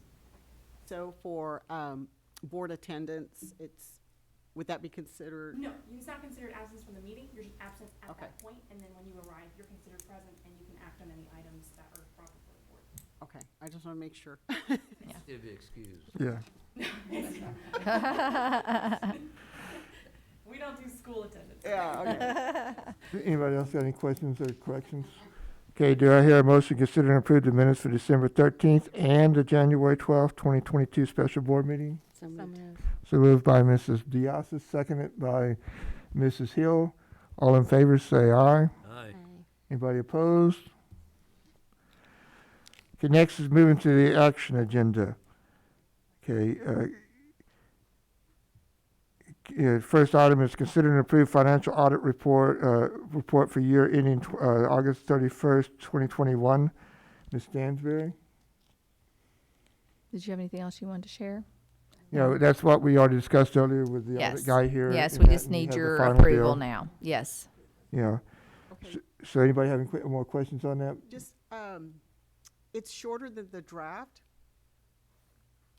So was there something? This is the So they're shutting official back. report that goes to TEA. Okay. And since I've just gotten the bound, I haven't had a chance to compare, so I really don't have an answer for you. Okay, just by the page numbers, I know that the final is shorter. And the draft had a section that was missing. It was the management statement, but I think now that's in there, right? The MDA statement, it MDA. would be in the final bound copy. Should be page 5. Okay. And then all the red circled areas, those numbers were dropped into this one? Yes. Okay.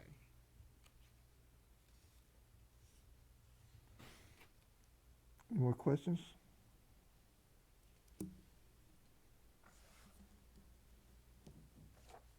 Butler, you good? You good, Ms. Butler? You good? Well, just when you add more information, I would think that we'd have more pages, not fewer pages than the draft. Let me look at the draft again. Well, the draft I had front and back on it, so therefore it's the copy is all two-sided on the copy. Font. So therefore, when you go into the deal, you got front and back on the copies, and on the one you saw, on the one that was sent out was just all one page. It wasn't like front and back. So therefore, it may, I think that may be something there, because if you printed out every page of that, you'd have 84 pages. But really, when you can put it up, you only got like 40 pages front and back. So it's about half the size. Right. What I'm saying, though, is that in the total pages, because even the draft had page numbers at the bottom, and I believe it had at least 76 pages, 78 pages, and the final only has 68. So that's quite a few pages that are not in the final that were in the draft. So that's why I'm just asking, what's the difference? Because we didn't go through every page tonight. He just kind of hit the highlights, led us to highlights. So before adopting, I just wanted to know what else changed, or is it fonts, or is it? Okay, here it is. Sorry, I'm getting there. And they just received it too, so may not know. Well, like I say, I know part of it could be the font size is a little bit different on this, I and want to table it until we get her a Because the proper. PDF was 83 pages, so that's. We even don't have an different. answer for. What, Yeah. do we- But we need to pass it because this has to be done tonight. Okay, is there someone So we can have to call, or? him. Yeah. It has to be done tonight. Okay. Get some There's two clarification. versions of an audit, and I have not compared the two. There's a short version, which is the bound copy. There is a long version that usually has a section in it for my office, because we have to compare what's in the general ledger to the actual audit, so it's got a lot of notes and a lot of more numbers that I have to go in and detail. And usually with the bound copies, I didn't get a bound copy of the long version. I have a note that they're sending that, so I haven't had a chance to sit there and see page by page what the difference is. But I'm glancing through here now, and there's a section I'm looking for.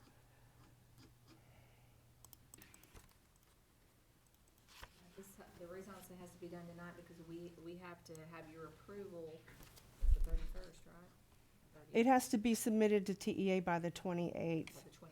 But it has to be, there's two dates. The 27th is our PEMS submission date for the audit, Okay. and it's due on the 27th. So I have to have board approval to make sure that these are the numbers that match what is in the general ledger. Okay. And we did discuss here on sidebar that we realized COVID, there was a lot of things that happened that prevented them from getting this to us sooner, but that we both were discussing that the expectation is that this is not done here at the, because it does cause us a crunch time. Here we're sitting, we're just getting this, we're having to bring it to you, and we need the approval because we've got to, or we missed the deadlines for TEA. So that's something we need to go back to them and say, we understand the times, but as we move forward, we really need to be diligent. I prefer to have this brought to you in December. So then we have plenty of times or anything that needs to be done. We have another month to get it done. Okay, and what I just said is the case. There's a section, in the draft on page like 56. Each special revenue fund is listed here, and there's, I know at least another, where in this report, it's combined under special revenues. But this way, I can go back through every fund and check every number, and it's very precise. So that's what the draft is, a draft of the long version that would have the extra information that I need.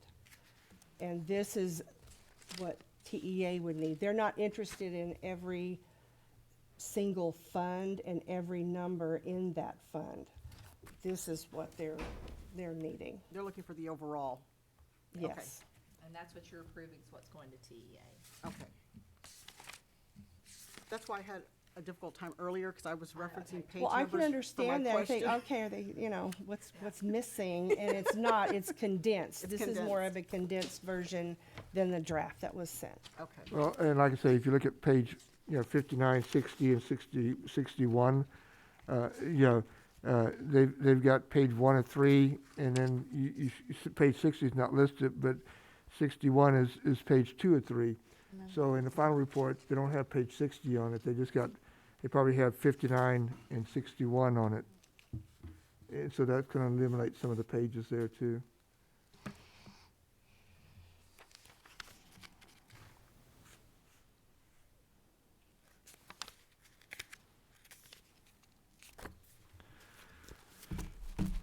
Yeah, it's approximately 9 or 10 pages, I guess. Because in the draft, their letter was page 69, and here it's page 59. Yes. It's about 10 pages. Okay.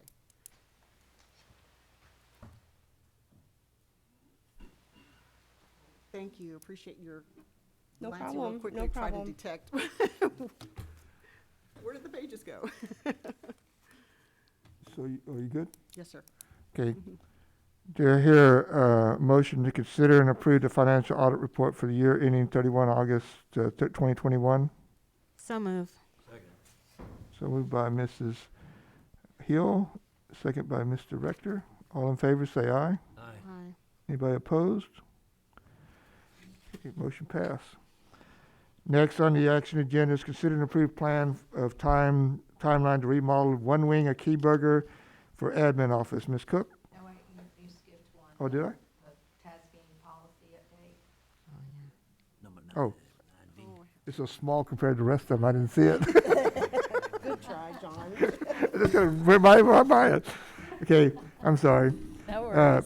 Yeah, again, the TASB update, the TASB initiated local policy. We've had to, first reading back in December of 2021 at regular board meeting. It's come before us now for a second reading and review of. And we need to consider an approved plan of timeline to where's that? Consider an approved TASB initiated policy update 118 affecting local policies. Does anybody have any comments or suggestions or corrections? Any they need to add after the second review? Just a question on policy DFE, local, on termination of employment resignation. It says the board will designate another person besides the superintendent to receive resignations. Who would that other person be? Where you see that? Under which heading? Termination of employment resignation policy, letters DFE local. And the first paragraph that says general requirements. All resignations shall be submitted in writing to the superintendent or other person designated by board action. That'd be your HR director. Okay, not the assistant or No. the HR. Okay, I was just wondering who would we designate? Yeah, she gets the resignation. Usually they come to her first anyway, and then she brings them to me. Okay. Anybody else have any questions? Okay, do I hear a motion to consider and approve the TASB initiated policy update 118 affecting local policies? So move. Mrs. Diasis, do I hear a second? Second. Ms. Hill? All in favor, please say aye. Aye. Anybody opposed? Okay, motion carries. Now, let's look down. Okay, now consider an approved timeline for remodeling the wing. Now we're right. We're back on Yes. track. Okay. Yes. Okay, now back to remodel the one wing of Keyburger for admin offices, Ms. Cook. Yes. I know that each of you came out for a tour, and I've already kind of shared this with you, but just for the public's point of reference, so they'll know what we're looking at here. As we look at our growth in the district, we currently house administrative offices are housed here at Charlie Marshall in this one wing. As they're growing and having increase in numbers of classrooms, spaces that they need, we really need to work towards vacating this wing so that we can give it back to the campus for them to have adequate spaces for their classroom as we continue with class size reduction. As we look towards next year, I know this year we were really wanting to do a science lab. As we continue to add opportunities, they need to have space. And so I think the plan, even when we first moved in here, was never for us to stay, to eventually find a space for the administrative offices to go. Well, Keyburger wing, the main entrance wing, we feel would be a good place for us to do that. And that was brought up in conversations back when I first got here. And we're to that point now to really look at that seriously. So basically, we would transform that one wing of classroom spaces into office spaces for administration.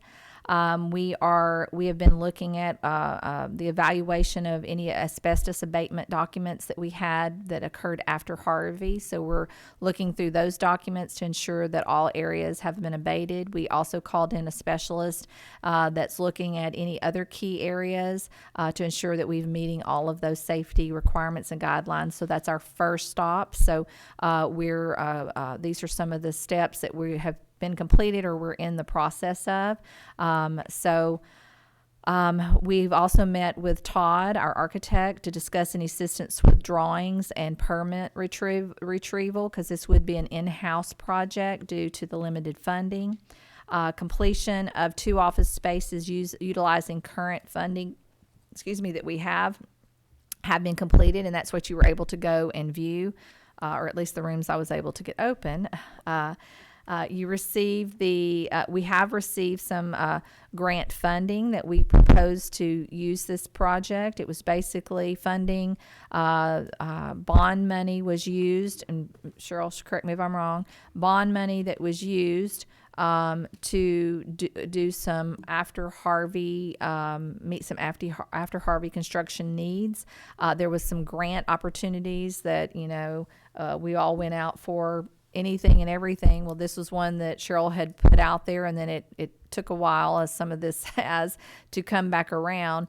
And so we had an amount of money that was being granted back to us in that. So these are things we're not bringing to you necessarily tonight to make a decision about that, but just so you know, that we will do a formal action item on the actual amendment.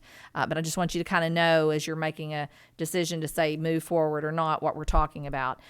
So our proposal as we move through this would be to use that money, because there's no sense making plans and doing all this if we don't have some money. We do have that money on the table that would help us be able to get this done. Of course, you could choose to put it back towards the bond, which eventually could go back towards fund balance if you so choose. Our thinking from an admin team perspective is this is something that needs to be done. This is a blessing that this money has come back our direction, because we didn't expect to receive it back. And this would be a good use of this so that we could take care of an issue that is present. It's not like we're thinking in the future it's going to happen. It is happening, that students are coming and we need more space and we need to give them this back. So we kind of have some of that groundwork laid, because I didn't want to come and even ask you whether you wanted me to move forward or not, unless I knew that there was some funding possibility, that there's not some big abatement we're going to have to do of the building, because that's so costly. So we feel that we're in a good spot now to begin to do the next steps, which would be tonight to get your approval that you do want us to move forward with the planning and start going out and getting some quotes and so forth for the project. Because that does take time. I want to make sure I'm in line with what your vision is. And then we would take all that information and prepare the documents to bring back to you. I would hope to say that we would, if you say yes tonight, that by February 14th we have everything ready, and who knows, and we might. But more than likely it would be a special meeting sometimes between the February 14th meeting and the time we get out for spring break. We'd probably request a special meeting to come back with the planning documents, and you might prefer that anyway, so you can really look at it, and we're just talking about that because we want to show you what it looks like, give you a rundown of each area, because as you see, the scope of work is going to be those drawings and permits, the electrical work, the AC duct work, technology access, the security system, and then of course the construction of the offices to update in that room, and that wing. So we want to bring that whole scope of work to you. So we have a full-bodied plan with all the cost that it would be. We'd bring it back to you, and at that time then you would approve that work along with the amendment for that money to be spent to do this. So tonight, I just wanted to answer any of your questions. I'm so glad you were all able to come out and visually see what we're talking about. I think that helps a lot instead of me just saying, hey, we'd like to turn some rooms into some offices. So I think you got to experience that and see how nice that will look. This is a kind of an economical way to do it. It's a way to use our current facilities that we have out there to the best of our ability, and I think that's what taxpayers would want us to do, is make sure we use everything we have and take good care of it.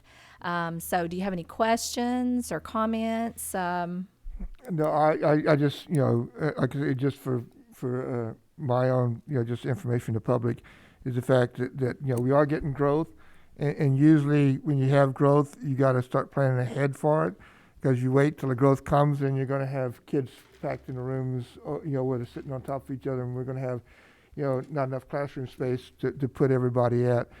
So, I think Ms. Cook, has been thinking ahead, like 3 or 4 years in the future, and so right now, I know some of our campuses are getting a little bit stressed, so this gives the opportunity to add some additional classroom space.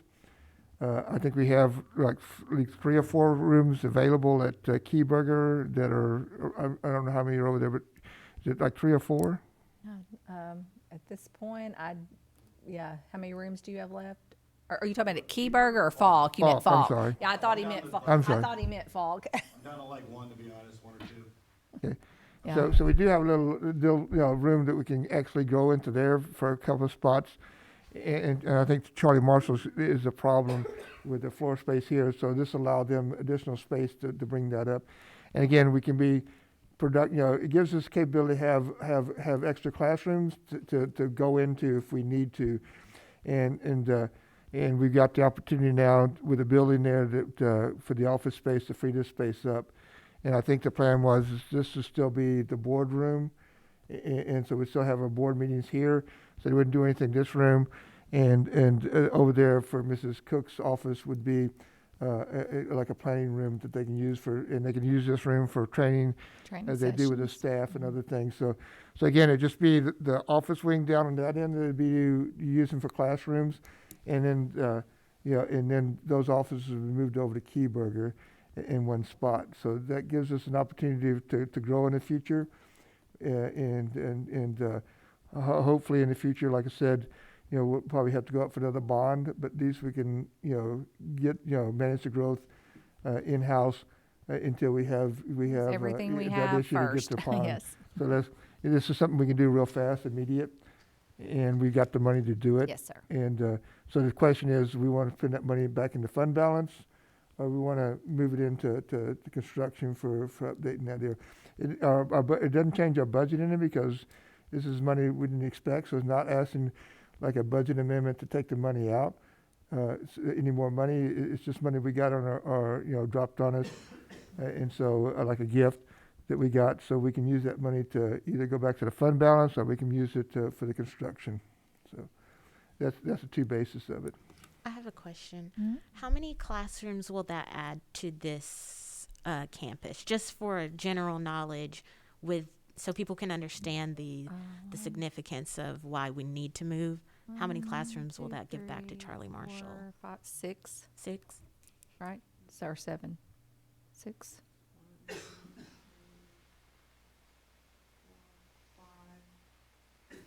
Six. And we've already moved down some because we gave back 2, because I think it was 2. We moved the door down. And so we've slowly been inching out of here. So are we projecting this for next year, as early Yes, as next ma'am. year? That's why if we get the approval for us to begin the work tonight, then the team's going to start working as quickly as we can in hopes of bringing this back to you within a month to a month and a half for final approval for us. And then the day after that, hopefully we're scheduled to start working. And since it's pretty much all indoors, weather shouldn't be a hindrance, and hopefully people can get us on their books fast enough. And then our hope is that by the 1st of June, we're moving over there. They're cleaning these rooms up this summer, so then Mr. Sagert and his staff they can make their arrangements to come on down that hallway.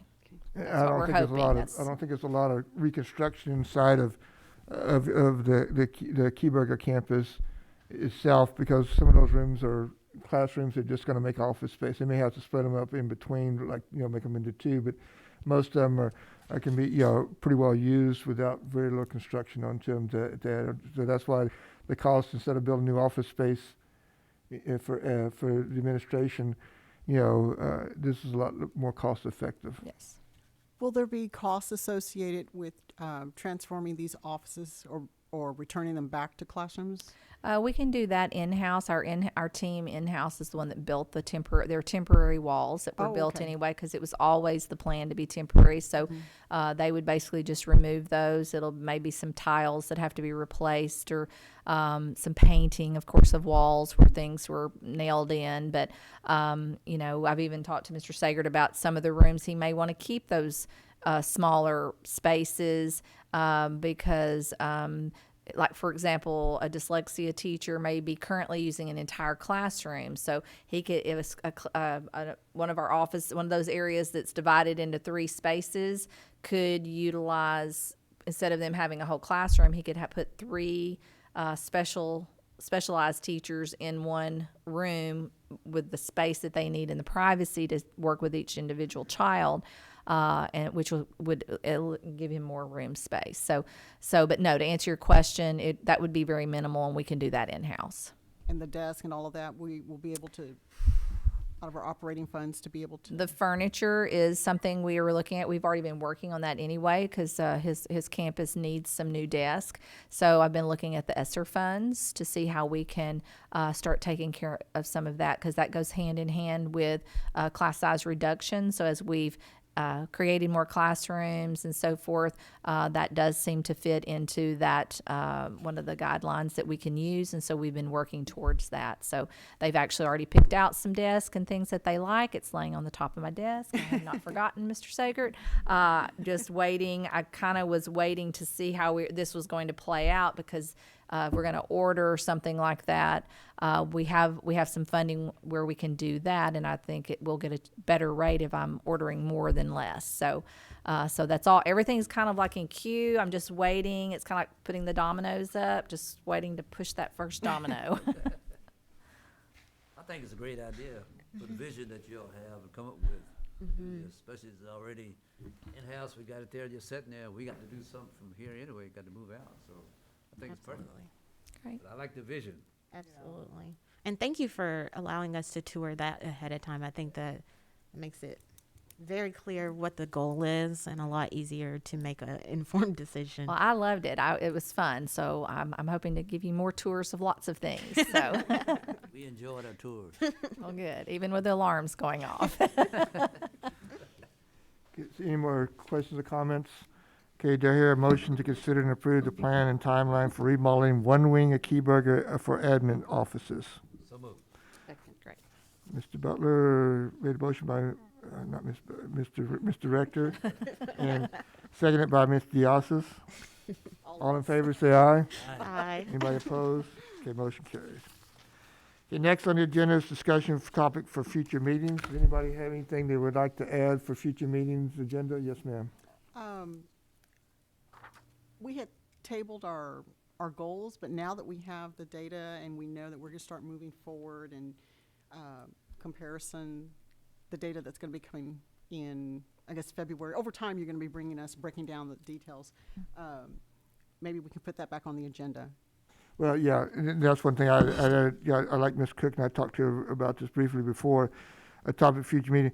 Update the board goals, and also, I'd like a board of self-assessment. Like we sit down as a board and assess what we did this year, what we did good, what we did bad, and what we can do better, next year as a board.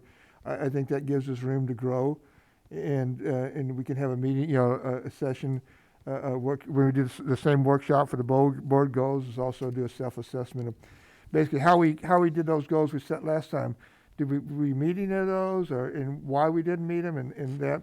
So we need to have, it's kind of a dual-headed thing when you set your board goals, to do assessment of how you did on last year's goals. So again, I like to, if we had a special board meeting set up just to update the goals and do a self-assessment of our own board. Anybody have any comments on that? Anything else? So a special meeting for that. So work towards a special meeting where we really concentrate on the goals being updated and board self-assessment. Is that what I'm hearing? Yeah, well, I think, the board goals update, and we could kind of combine it with self-assessment, because really, our assessment, we're going to be assessing as well we did on the previous goals and stuff, and overall as a board, and things we can do together as a board, as one cohesive group of 8, is to be better off in the future. So I think it gives us opportunity to grow. So. Next on the agenda is convening an executive session that's authorized by the Texas Open Meeting Act, Texas Government Code 551.001, concerning any and all purposes permitted by the Act, Section 551.074, personnel and new hire. This time, I adjourn this open session and go to closed session. I'm in a hurry. Okay, now I got it on. The time is now 11:47. We convene an open session to act on any items requiring action before closed session. Do I hear a motion to consider and approve the local teaching certificate utilizing District of Innovation for Marissa Diaz? So move. Second. So moved by Mrs. Hill, seconded by Ms. Butler. All in favor, say aye. Aye. All opposed? Okay, second item is to consider a motion to consider to improve the new hire presented to us by Ms. Cook. Do I hear a motion? So moved. Mr. Butler, second by? Second. Second by Ms. Hill. All in favor, say aye. Aye. Okay, with no further business before the board, I adjourn this meeting at 11:49. Second. Amen.